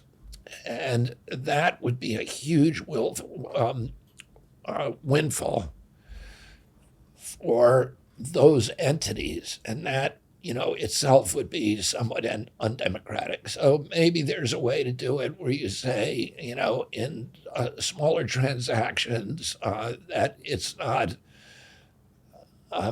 taxable, but keep the tax on the capital gains tax on the larger accretions of Bitcoin. I'm not sure exactly how to do it, but I think we have to figure out something like that so that just from a political palatability, you can't pass a law that is going to be a $1 trillion gift to billionaires. So, we have to figure out a way around that. But I think there are ways to do it. And are you comfortable with if people really did switch over massive amounts of their net worth, you're never going to get everybody, but a massive number of people switching their entire net worth over to something that the government doesn't control? Yeah, and I think in some ways it's the only way to save the dollar. If we have, we integrate Bitcoin into it. So I think we need, you don't want the dollar to collapse overnight, but I think the dollar is going to collapse. And I think the pathway out for the dollar and also for individuals, for the working poor in this country, the middle class, is to be able to create some wealth for themselves with Bitcoin. I mean, and there's all kinds of, David or Bill Ackman has this scheme for giving every child born in this country $10,000, or the equivalent around it's $20,000 at birth. If they graduate from high school, they get that money, and then they can spend it over time. And maybe you do something like that with that you integrate, crypto or Bitcoin or some kind then of talk to me about education, because if you do that, it will be pointless. People will piss that money away unless we actually start teaching people things that I think that we should be teaching them in high school. Like, you graduating from today's high school is not going to prepare you to do anything intelligent with that money. Yeah. If, on the other hand, you actually teach them what money is, that it's your stored energy over time, right? That this is a thing that can be invested, getting them to understand investing principles. Like, well, I think, so listen, important. I'm not endorsing Ackman's proposal. It's an interesting proposal because it does exactly that. What it does is it puts that money in the hands of people when they're young, but they can't actually cash in till they're till much later in life. And I think there may be, guardrails about I think how at one point his plan was like it was your retirement plan. Yeah, And so you couldn't touch retirement it. plan, and maybe the retirement plan, but what it puts you in charge of making decisions to grow that money. Which I love. I just Right. want people to actually be So educated. it incentivizes people to actually, develop their financial intelligence and understand where you invested, and it gets people talking about it, and it gets them. And I think that's good for our country because our country, is based upon this model that everybody here, unlike any other country in the world, everybody was an entrepreneur, everybody was a capitalist. And the more that we encourage that, they have a system like this in Australia that the people who are proposing this, like Ackman, are using as a model that's worked very, very well there. These are all ideas that I think are exciting. I don't know enough about them. I haven't heard the criticism on the other side, so I need to do a lot of that. But I want to do those kind of innovations. That. The innovations with you are one of the things that really excites me. So one, just going to throw it out there for you to ignore, but man, would it be cool if you invited the public in via camera just to hear some of these arguments and some of these debates. Would be extraordinary for us to all go along with you and get that education. But okay, so the fact that you want to do blockchain, I find utterly fascinating. Talk to me about how blockchain could help with transparency of budgets. I thought this was genius. Well, I think, I don't know whether we put the whole budget on blockchain. That's where I would love to have a budget. My objective is to have a budget that's completely transparent. And I think we can use a combination of blockchain and AI to do that, to make it so that it's easy to comprehend. So you'd use AI to do like a pre-digestion? Well, I'll give you an example. The Pentagon budget just came out a couple of days ago, and it failed its audit for the 20th time in 20 years, right? So it cannot be audited. This is what they've concluded. It cannot be audited. Mm-hmm. They lost $4 trillion. And that is material that they don't know if they have it or they don't. And there's all these instances of them buying things because that they think they have an inventory, but they can't locate it. So they buy the same product, the same thing over and over, and nobody knows where anything is. So you would use AI crawlers to go through,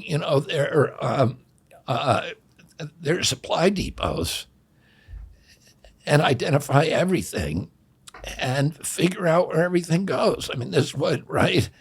And then, and it makes you more efficient. And then to put everything up on blockchain or in some form where every American can read every item that's spent. And if somebody spends $16,000 on a toilet seat, we know right away. And if people are doing monkey business, clearly there's, what's happening in Ukraine right now, there's no auditing.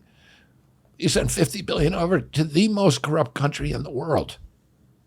Again, every year it wins that prize, the most corrupt country in the world. And we're sending, another $60 billion over there, and with no idea how they're spending it. So, we're just burning money. And I think we can identify the inefficiencies. We can identify the stuff that we should not be. I'll give you an example of the GAO and which is the General Accounting Office, and the CBO, the Congressional Budget Office, do these reports on waste every year. And they identify like the most egregious programs in government. The stuff, like Anthony Fauci was studying, how fast you can kill a beagle with, with some kind of a parasite by, it's really terrible stuff that the government shouldn't be doing, right? And that everybody would be outraged if they knew the government money was being spent on it. So the GAO does a study every year And that study identifies the most wasteful programs in government. And the studies are about this thick. And then that study is put on a shelf and nobody ever looks at it again. So what I would do is take all of those studies and get AI to identify, the stuff that we don't need, and put it up on blockchain so every American can look at it and understand, the etiology of it. And then I'll take the worst of those programs, put them all in a single bill, and then send that bill to Congress with an up or down vote, right? So you're taking the 400 worst programs in government and you're giving them to Congress and say, you vote on the whole thing. We get rid of every single one of these things. That's what we did with the Base Closure Commission, and it worked. It was the only way they could close all the bases. Because each base is goring somebody's ox every time there's somebody out there who wants that base. And they needed to put them all in one bill and have an up or down vote. And that's the only way to win it. But we can do that with wasteful programs. And I think using AI and blockchain to identify the crazy stuff, helps you get there. Yeah. Okay, so a lot of people think that it is impossible for you to win this election, that you are a spoiler. What are your best kill shots for Trump and Biden? You mean, how do I win? Yeah, at a policy level, what do you have to convince the American people of to open their eyes and see that we're done. There it is. Vote for me. Well, what I need to convince people of is that I can win. Because if I can win, if they think I can win, then I will win. Because all of the polls show that they want to vote for me. But they're not voting for me out of fear. Because they think if they vote for me, Biden's going to get elected and the Republic's going to be over, or Trump's going to get elected. But if in terms of favorability, I beat both of them in every poll.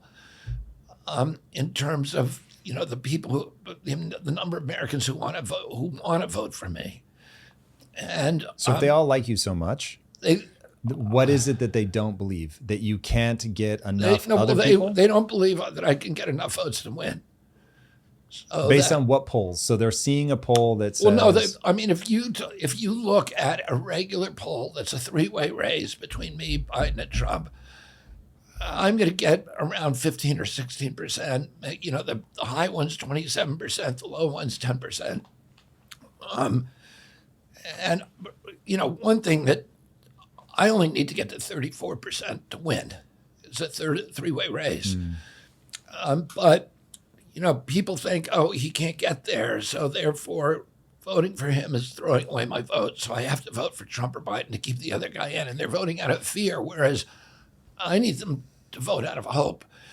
Now, here's kind of the good news, is that in a head-to-head race, and this is every poll that's been done on this issue, but the biggest poll is the Zogby poll, which is the most accurate poll that's been done this entire race, because it's 26,000 people. It's 10 times the typical poll.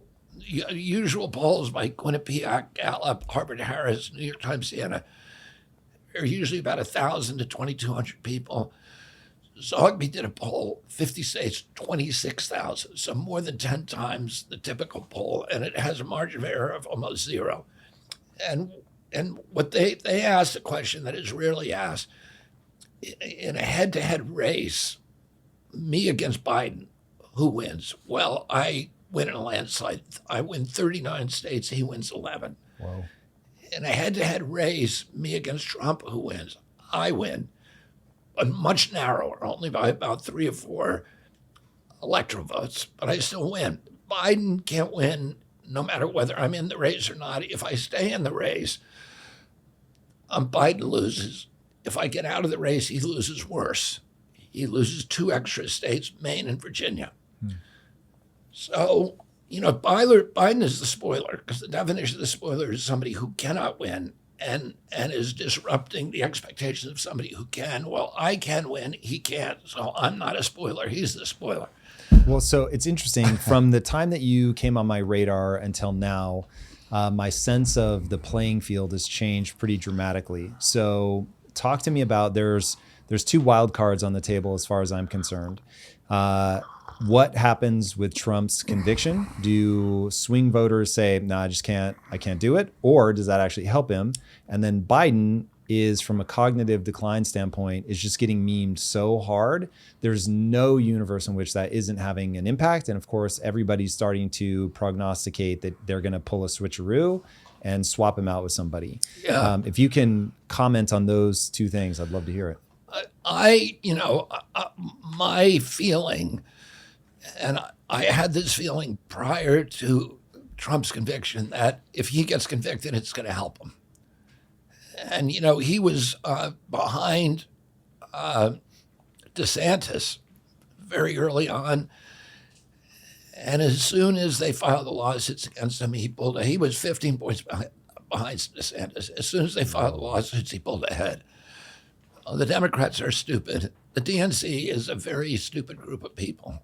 And they make very, very big strategic blunders. And one of their strategic blunders was to bet all of their chips on President Biden and not just have a primary where they chose the best candidate to beat Donald Trump. Instead they chose a candidate who has all of these very, very clear cognitive deficits. And Americans, you look at President Biden, I worry. Every time I see him on TV, I think all of us, it's like watching your 5-year-old play on a jungle gym for the first time. You're like, oh my God, I hope, he doesn't fall or something. But the bad part of it is,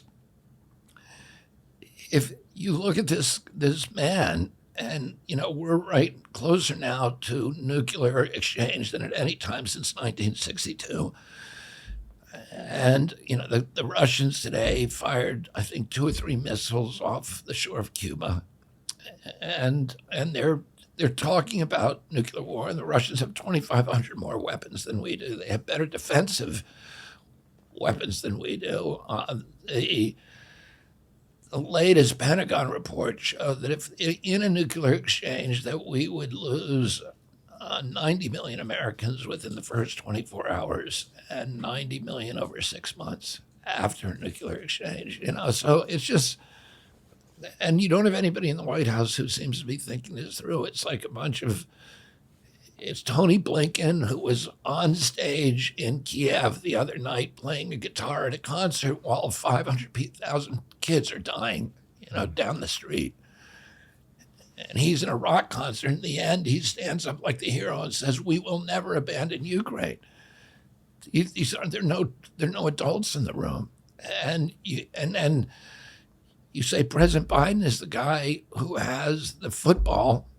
He has to make the call. They wake him up at 3:00 in the morning. You have 6 minutes to make the call. 6 minutes to decide whether to retaliate, to send the missiles up.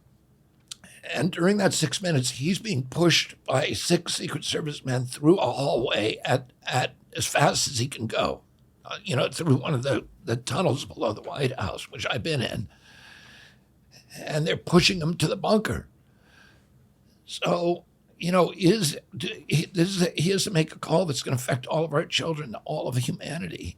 And, don't you want somebody who's on the ball and who's thinking this through and who's, just not cognitively impaired to do that? Do you think he's such a liability to the DNC that they'll replace him? I don't know. I don't make those kind of predictions because I have no idea what they're doing now seems irrational and crazy to me. Every step they've made, it seems crazy to me. Well, I know you hate making these kind of predictions. I'll make one attempt to get you on my team here. So we started with a quote from your very famous uncle, who was trying to explain the importance of being able to think from your opponent's standpoint. Yeah. And so, look, when you predict the future, you're going to be wrong. When you live by the crystal ball, you end up eating glass. Like, I totally understand that. You end up being you end up eating glass. Yeah, okay. I like So yeah, so that I understand, but and I'll go first so that if we end up looking ridiculous, fair enough. I think Biden has and I'm obviously of a certain generation. I get my information in a certain way, so I just see the memes. The meme energy has shifted, and seeing the mainstream media shift, one of two paths is before us. Either they are so cynical that they want him to get reelected, and they want him to get reelected so that he's just a face and that whoever they are controlling everything, or they're like, "Ooh, we're now losing the meme battle. Even the people that were with us before are now mocking us. We're going to have to swap out." And that has been going around enough that as long as they swap him out with somebody that is an already known entity, I think then they would have a shot. They'd have a better shot for sure from where I'm sitting. Because I can't, like the one thing I'll just say, I cannot vote for somebody that has that level of cognitive decline. Were you going to vote for him if he didn't have that level of cognitive decline? I would then investigate his policies. Because he has cognitive decline, I ruled him out. Okay. So I would have been open to it, yes. So I was, my big hot button thing, there's two. The thing that comes the closest to my single issue voter is the debt and how we treat that. But both Trump and Biden are reckless with printing money. Yeah, Reckless. they both. Trump in 4 years, he came in and said he was going to balance the budget. And then in 4 years, he ran up $8 trillion. He spent $8 trillion, which is more than every president from George Washington to George W. Bush, 283 years of history. President Biden is now going to beat him if he stays on track. He's running up $1 trillion every 90 days, adding $1 trillion, and neither of them are going to deal with it. You know, it's so selfish and it's so short-sighted and so insane. And yet, President Biden just,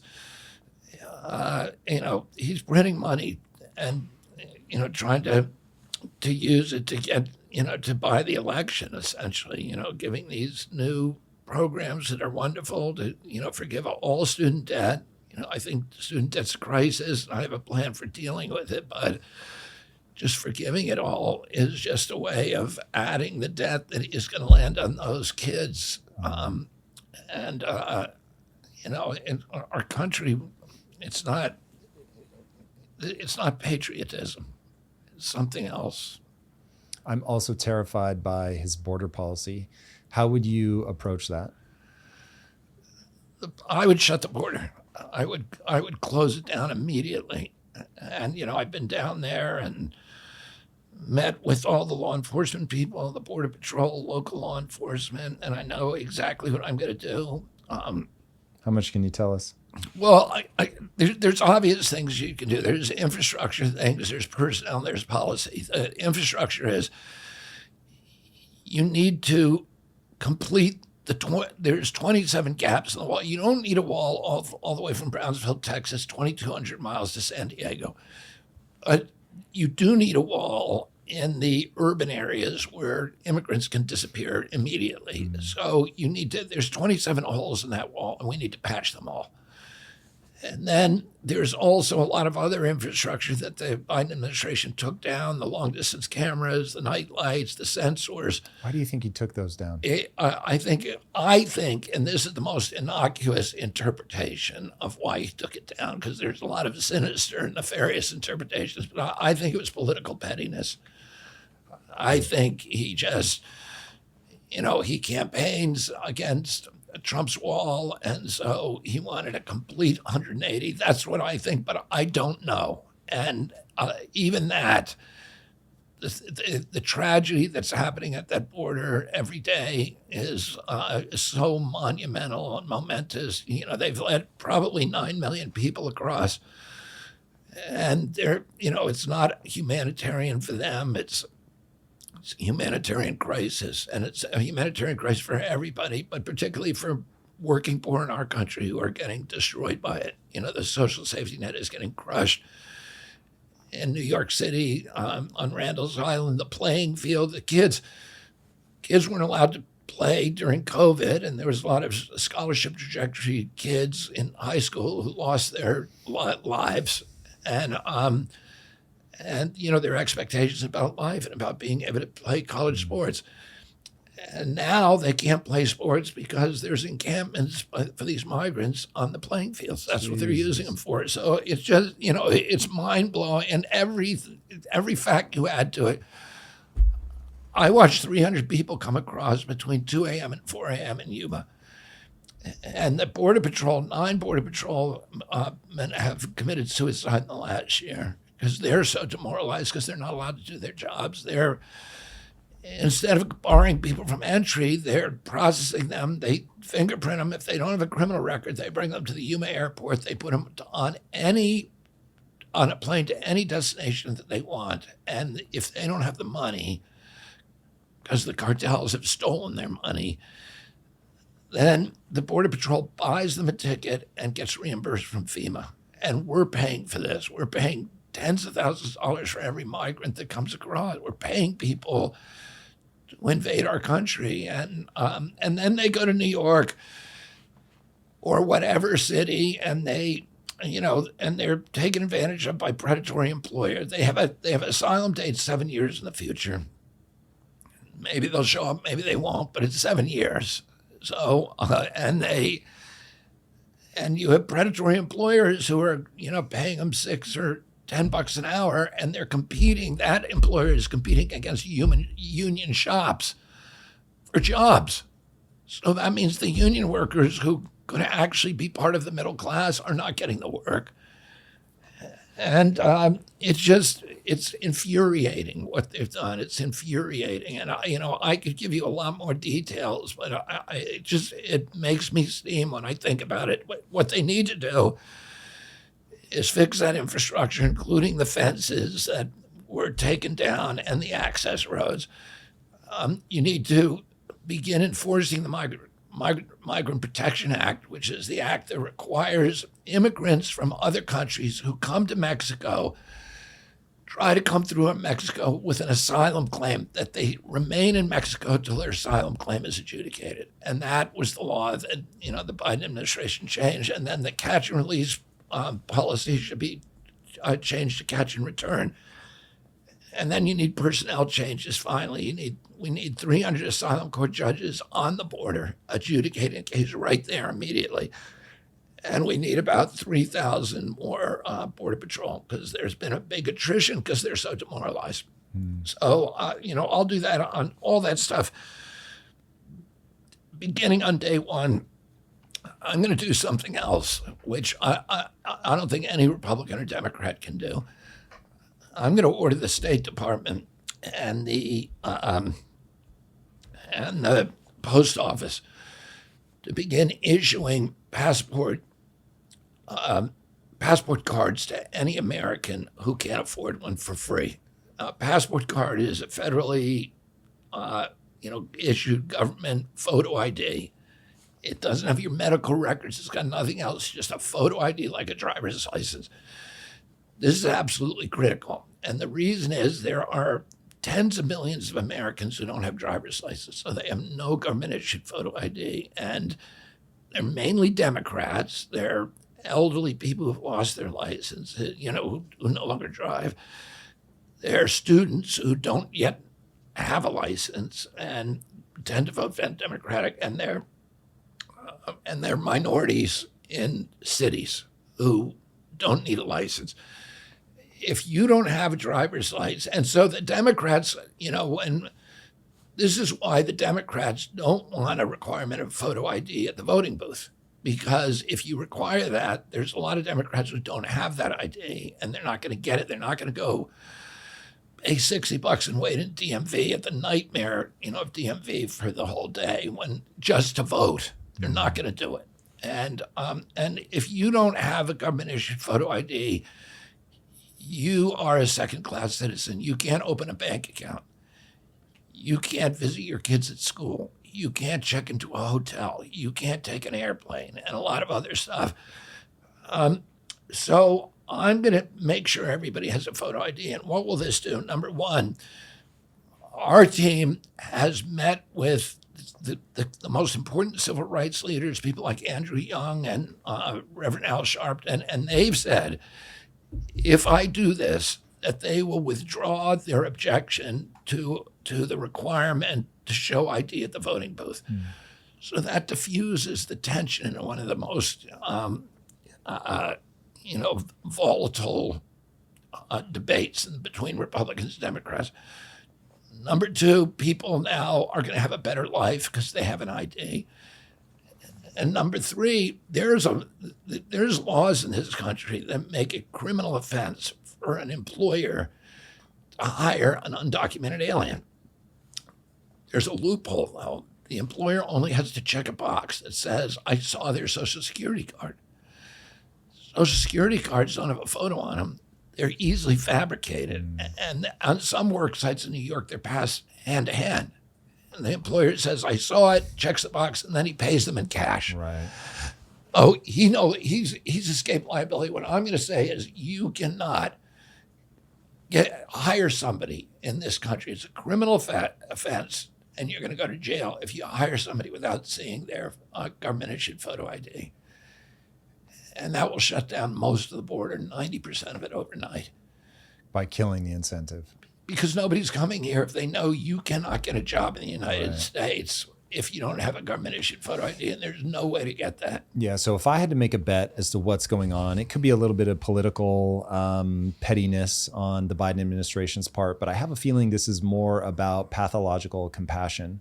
So what do you say to the people that are going to be horrified that, I mean, these people are seeking a better life, and that's what America is about, and that's what's written on the Statue of Liberty.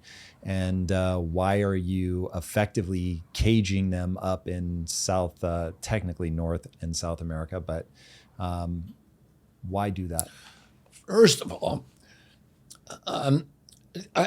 first of all, no nation can survive if it doesn't close its borders. If we need an orderly immigration policy that is compassionate, that leads with compassion, and we do that in this country. People who have asylum claims automatically get in if they can show that they have an authentic asylum claim. So we lead with compassion. You need to be able to control the border. Right now, the border is being controlled by the Sinaloa drug cartel. And that cartel is advertised. The first night I went there, I watched 300 people come across. The first 110, they were coming up in buses. There were 55 people in a bus, these brand new buses that were owned by the Sinaloa cartel. They'd pull up, 55 people get off each bus, and they're all night long, they're coming in. The first two buses were exclusively young men from West Africa of military age. And I didn't actually get to talk to them because they were being processed when I got there, but I saw them all. And then the second two buses were mainly people from Asia. They were from Kazakhstan, Tajikistan. I talked to every one of them. Azerbaijan, Nepal, Tibet, Bangladesh, mainly from China. The whole night there were only two immigrants who came all over with asylum claims. And one was from Colombia, one was from Peru. They're only Latin Americans. The other ones were coming across because they were answering advertisements on TikTok and YouTube that the cartels are doing all over the world, saying, we can get you into America for $10,000. And what's the agenda? Why do they want to do that? Because they're making $10,000 a body. That's it. Just, we'll get you They're across. making billions of dollars. Billions. Good Lord. And so they come and they tell them exactly how to do it. Everybody who came across knew exactly what was going to happen to them. There was no fear. There was no surprise. They knew exactly every step of the way. And by the way, they had been, I talked to them, and a large part of them have been robbed. The Peruvian family, their entire life savings have been stolen from the cartels. I spent a day at a rape center there that specialized in children who've been raped immediately before they come across the border. There's, 80,000 kids have disappeared. There's a rape tree. Whoa. 80,000 kids have disappeared? Something like that. Now, it may be 40,000, because I'm not remembering this number, but it's between 40 and 80,000 people kids who have disappeared. People That's can Google this and check on me. I'm not going to swear on that number, but it's sure. a huge, It's a distressing huge number. Right. There's a rape tree, they call the rape tree, on the other side of the border that you can see from my vantage, where I was. And it's where the cartels extract the final payment. So women, children get raped there, and the Border Patrol sees it all the time. They can't do anything about it because it's on the Mexican side. And then I spent a day at a rape center that just treats children who have been raped. And it's in Yuma. The people of Yuma are the most incredible Americans that they are taking this onslaught, and they're handling it with total compassion. The head of the hospital told me that his wife was coming in for to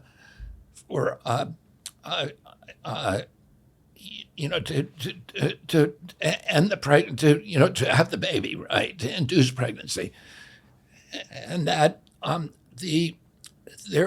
think there are 13 or 23 beds, I forget it was, in the maternity ward, and every one of them was occupied by migrants, and that they did not have room anywhere in it, in that hospital, for the women, the local women who had induced, for induced births, etc. So they have to turn their own people away to treat these migrants, and they're doing it. And he said last year, this is a small regional hospital. He said last year they spent, I think it was $9 million. It may have been 20. I'm bad on the numbers right now, but on the unreimbursed expenses to pay for the migrants. What's crushing this town? The border towns are just getting crushed, and now every town in our country is a border town. This is happening all over our country, and it's terrible. It's not humanitarian. The people who are coming across are being terribly mistreated, and then they can't legally work here. So for 7 years, what are they going to do? It's not a good solution. What we need is high walls at the border, and then wide gates so that people who come through the legal process can come in, that they have a faster path to citizenship, that there's 10 million jobs in small businesses that are looking for people coming from abroad, and we need those workers here if we're going to keep Social Security solvent for a couple more years, if we're going to have taxes paid, et cetera. We need to enrich, our population with people who come in legally. But coming across the border, and letting the drug cartels run U.S. border policy is not a good solution. Nobody thinks that's a good idea. All right, you are running on the idea of uniting the country against two people who do not seem to share that aim, certainly not in their rhetoric. You've got the thing that freaks me out the most. I never said what my second thing was. That's my big issue, which is authoritarian rule. And seeing all the lawfare against Trump, love him or hate him, I just think this is absolutely not what I think of when I think of American values. So if you were elected, would you pardon Trump for the convictions? Would you pardon Hunter Biden if he gets convicted? I would. First of all, I wouldn't. I wouldn't make that decision now. I agree with you that I think that the Democratic, and I don't. In terms of Hunter Biden, I haven't seen any evidence that was politically motivated prosecution. I think it was a Democratic prosecutor. So I don't know. What the justification for pardoning him is, if there was a determination that Trump's prosecution was political. I think Trump's prosecution will probably get overturned in the higher courts because of a couple. I just saw the jury instructions from the judge, and they seemed to me that they were not they weren't constitutional. But I don't know. I don't know. I didn't watch the case carefully. I just read a couple of those jury instructions, and they didn't seem right. But I wouldn't say, at this point, whether I was going to pardon anybody right now, except for people I know I'm going to pardon, which is Julian Assange and Edward Snowden and, probably Ross Ulbricht, too. People who are clearly politically prosecuted and people who are whistleblowers and should be, with Snowden and Assange, we should be building monuments to them, not putting them in prison. Why is that? What? Why is that? Well, Snowden told us for the first time, the reason they don't like him is he told us that NSA was listening to every one of our phone calls and storing all the information, and that every text message that we write, every email that you write is being taken by NSA and stored in a data center for retrieval sometime in the future. So it's completely unconstitutional. It's against all of our values. It's against statutes that say that the intelligence agency cannot spy on the American people. They were violating it. Edward Snowden told that to the world, to us, to American people, his fellow countrymen. And Congress then convened and passed laws to regulate it. So clearly what he did was a service to our country. It's something we would want people in the military to do, to tell us that, that these bureaucracies have turned against us and are now spying on us. And then Assange just did what every newspaper editor in the country, he's an editor of a paper, and he got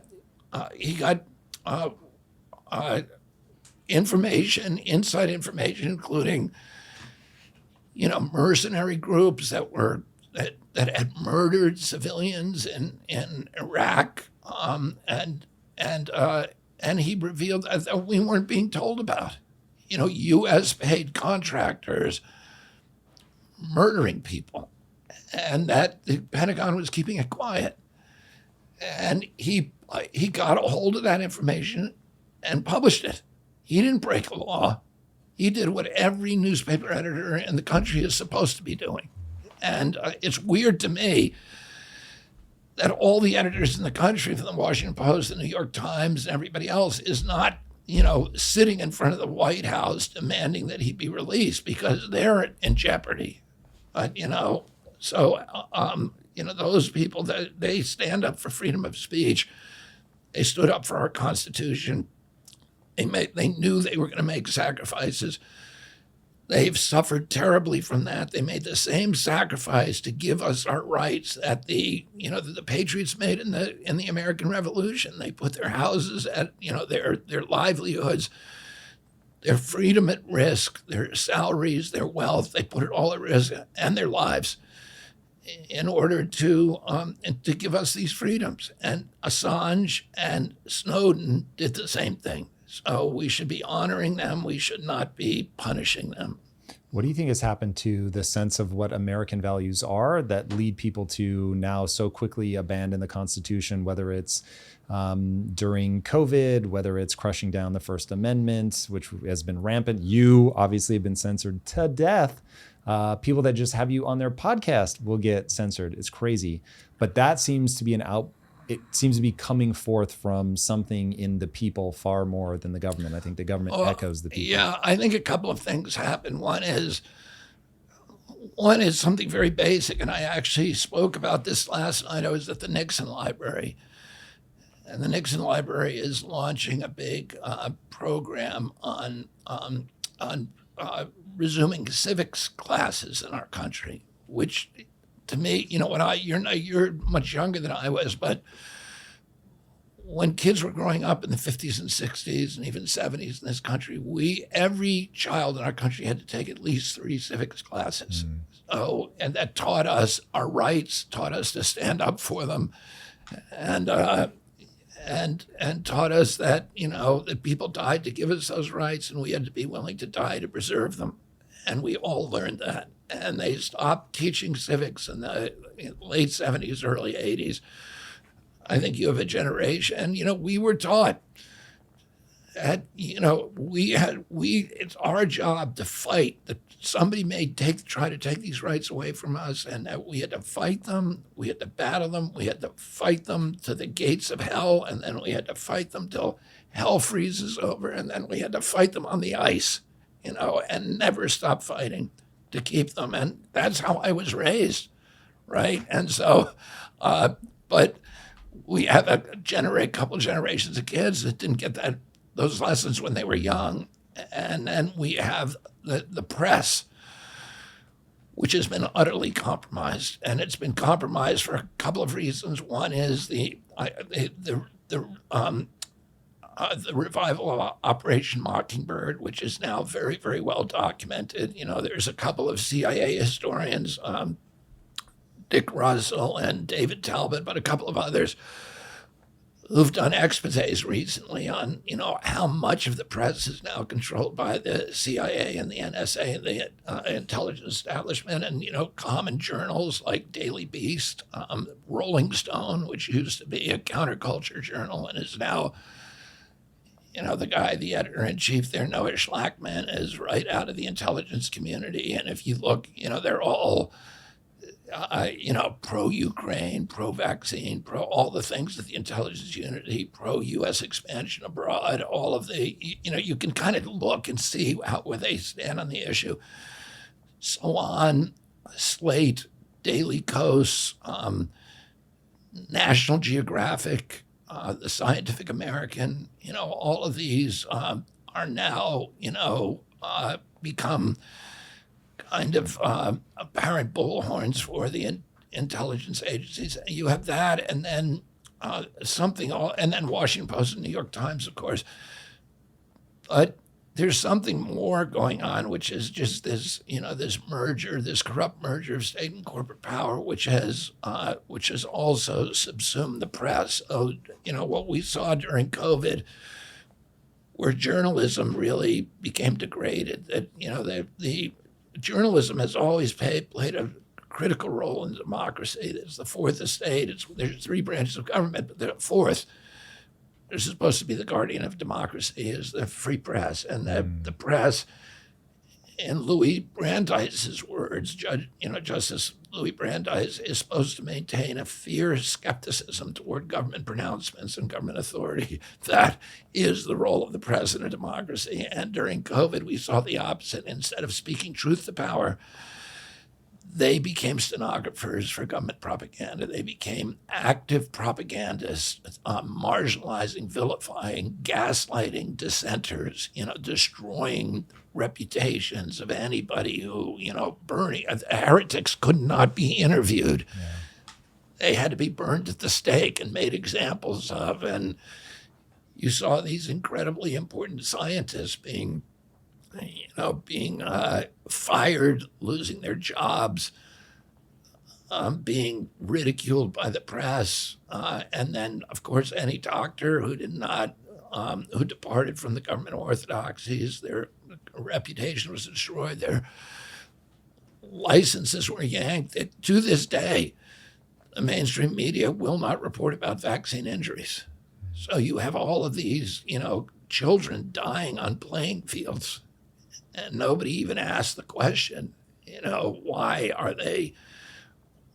are children suddenly dying of strokes, 10-year-olds, and myocarditis, and all of these other diseases that we never saw before in children, and then professional athletes dying all over the world, and you never see the question answered. And then, all of the rise of all these autoimmune diseases and turbo cancers and all these other things that the press should be talking about. But the press now sees its job as manipulating the American public.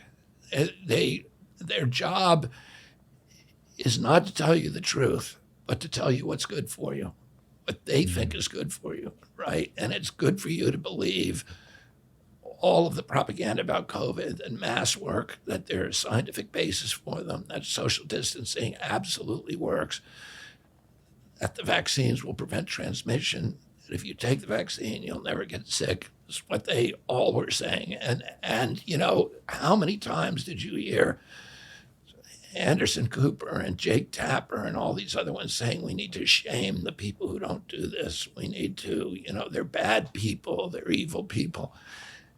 And, and then the chyrons at the bottom that were just saying death counts every day, to keep everybody in a state of fear and compliance.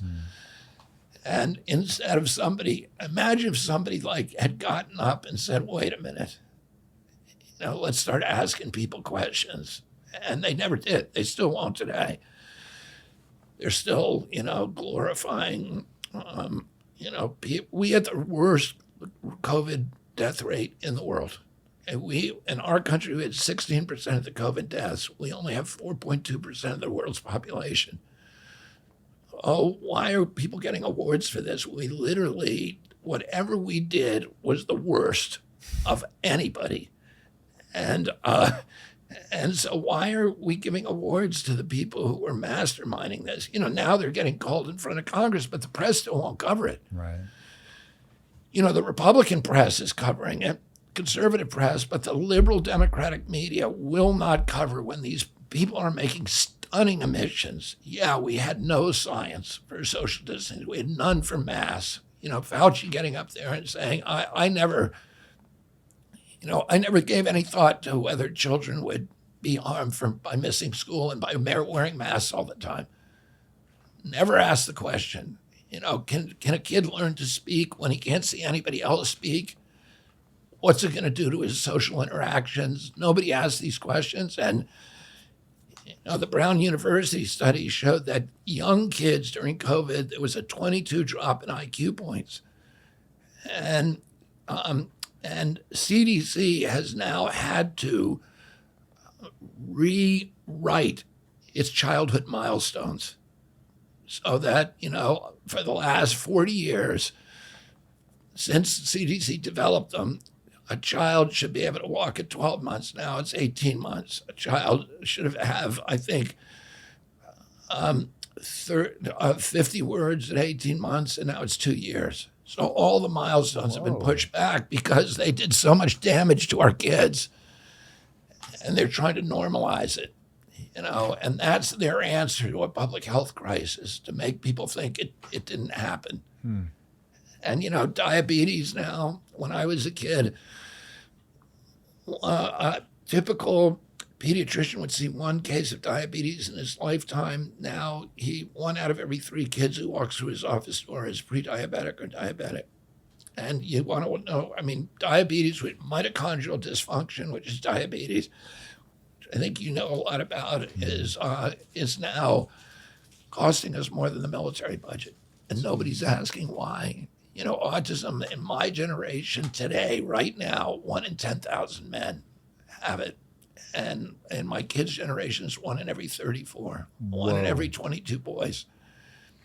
Nobody's saying, why is this happening? We have a public health establishment that this is so much worse than COVID. You look at the cost to our society. COVID was killing people in their last year of life. According to CDC, the average person who died from COVID had 3.8 chronic disease. They were at death's door. They were in the last final years of their life. The chronic disease is getting people in their first years of life, and then they have 75 years of cost and suffering in front of them. And nobody even asks these questions, and there's no journalist who will ask the obvious question. You tell us it has nothing to do with this exposure, with processed foods, with vaccines, whatever. Then what does it? What's causing it? And isn't it your job to know? You have a $42 billion budget at NIH. How many studies have you done on this? Let's see them. There's no journalists out there that read science. They're scientifically illiterate. Yeah, that's what I can't track is if you, going back to what we were saying earlier, if you're really trying to get to the truth, then they're a pretty obvious set of questions. I don't expect people to know the truth at first. I expect them to hunt it down. And there's certainly a lot of questions. Look, we were told that Haiti and Nigeria and these very poor countries, Haiti's the poorest country in the hemisphere, were going to be wiped out by COVID because they couldn't afford the vaccine. So Haiti ended up having a 1.3% vaccination rate. And the death rate from COVID in Haiti was 14 people per million population. The death rate among black people in America was more than 3,000 per million population. So 200 times what Haiti, and same with Nigeria. Nigeria had a 1.4% vaccination rate, and a death rate of 14 people per million population. So what now? There may be good reasons for that. Right, correlation, causation. Yeah, you don't know, but and you know it's a younger population, and COVID was affecting the old, so there's a lot of reasons that could explain it. But we should know that, Right? Right? Somebody should be asking that question and saying, why did they do when they didn't have anything? Why'd they do so much better than we did? And nobody's asking that because nobody really wants to know the answers. Yeah, look, there's a whole nother episode we could do just on that. I've got to get you out of here, but I want to ask one final question, which is, your family has paid an inordinate price for what I'll round to American values. Your uncle obviously was killed. Your father was killed when you were, 12? I mean, I was 14 when my dad was even killed. Worse. Was that price worth it to move this country forward? Yeah, I mean, I feel like both my father and all my uncles joined the military during World War II to go. I lost an uncle. I lost two of my uncles in World War II, who made a calculation to stand up for their country. We have soldiers, our military, everybody who you see in uniform has made the decision that our country is worth dying for. So, whether you're in uniform or not, we all should believe that. We all should believe. And, when I was during the first year of the pandemic in August, I went to speak at a big rally, huge rally, 1.3 million people in Berlin. It was people from all over Europe. It was like Woodstock. There were people from every color of the rainbow. And it was a joyful crowd. And there were people who were saying, they're taking away our rights and we don't like it. And that was the whole point. And while I was there, I wasn't wearing a mask. And, in the big crowd, there was almost nobody wearing a mask. Maybe nobody. And I got asked by an NBC film crew who were all masked. They're the only people wearing masks out there. They said, "You're not wearing a mask. Aren't you scared of dying?" And I said, "There's things that are a lot scarier to me than dying." And they said, "Like what?" And I said, "Like losing my constitutional rights and like living like a slave and having my kids grow up in America where they don't have the Bill of Rights." And, we saw this assault on the Bill of Rights during COVID, like unprecedented. We saw it first, the government got involved in censoring political speech, and it started out with the COVID countermeasures, but then it moved to Ukraine and all these other issues. And I can say this because I have the lawsuit, Biden versus Kennedy, which is now, the Court of Appeals. But I've won in the Court of Appeals, and then Murtha versus Biden, which was a case that we helped, draft. That was brought by the Louisiana and Missouri attorney generals, and we've got all the discovery from those cases. We have the Twitter files that show that the White House was was coercing the social media sites to censor political opponents. This never happened in our country before. Once they figured out that they could get away with censoring speech, and they went after everything else. They went after the second plank of the First Amendment is freedom of worship. They closed every church in our country for a year with no scientific citation. They just said close them. There's no notice and comment rulemaking, no hearing, no environmental impact statement, just shut them down. And they went after freedom of assembly, which is also in the First Amendment. They mandated all these social distancing regulations, which now we know were completely scientifically basis.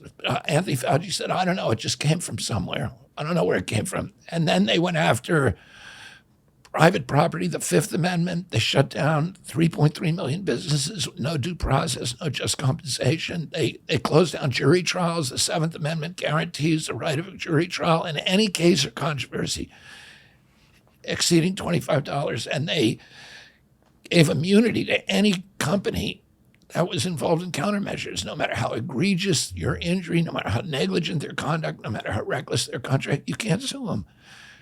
And then they abandoned the Fourth Amendment guarantees against warrantless searches and seizures with all this track and trace surveillance where you had to give your medical records to leave your home. So they literally plowed down the entire Bill of Rights. And 1 year, that we'd held for 290 years in our country and gone in 1 year. And, that was shocking to me that nobody complained about it. That's what scared me. And that all the liberals who I grew up with, who read George Orwell and read Robert Heinlein and read Aldous Huxley and read Kessler and, all of these other people who were warning us about, the dystopian totalitarian future. And it all begins with controlling speech. And then after that, Yep. everything disappears and nobody speaks up. Everybody's silent about it. To this day, you talk to a liberal about free speech and they'll say, yeah, but, it was an emergency. No. There's no provision for that. No, there's no pandemic exception in the Constitution. And the framers knew all about epidemics. They were plagued by epidemics during the Revolution and the 10 years between the end of the Revolution, the civil rights, and the ratification of the Bill of Rights. There were catastrophic epidemics in every city, and during the Revolution there were two very serious epidemics. That one of them decimated the malaria epidemic that decimated the armies of Virginia, and then later on in the war, or pretty early in the war, a smallpox epidemic that decimated the Army of New England at the very time when we had Benedict Arnold, who was our greatest general, had captured Montreal. But he could not hold the city because his men were all down with smallpox. Otherwise, Canada today would be part of the United States. And the framers all knew that. And yet they did not put an epidemic exception in the Constitution. Yeah. They wrote it for hard times. Yeah, if those who do not understand history are doomed to repeat it, and if you don't have the reverence for the documents that gave birth to this country, you're not going to think that they're worth dying for. And we're living in a time right now where I think people are sort of peak scared. And when you're scared, you just want safety. And you put all those elements together and people just are fine with it. The thing that freaked me out is that people didn't speak up. That was the scary part. Crazy. They're still not speaking up. Yeah, true. But you're out there. It's exciting to see you on the trail. I really hope you end up on the debate stage with Trump and Biden. I think that will be important for the country. I will be mortified if they try to keep you out. I think it's ridiculous. Thank you for coming today. Where can people learn more, follow along with the campaign? Kennedy24.com. There it is. All right, everybody. Regardless of what you think, get out and vote. It is absolutely critical. Demand that the best arguments be laid out and you're given a chance to hear them and make a decision for yourself. Ultimately, that's what will save the democracy. All right, everybody. Until next time, be legendary. Take care. If you like this conversation, check out this episode to learn more. So you and I filmed a much longer interview that we're going to get to here in a minute. But given the Trump verdict, we both felt that it made sense to come in and tie that up. In the longer interview, we talk about Trump, we talk about America, values, your purchase of BuzzFeed, all that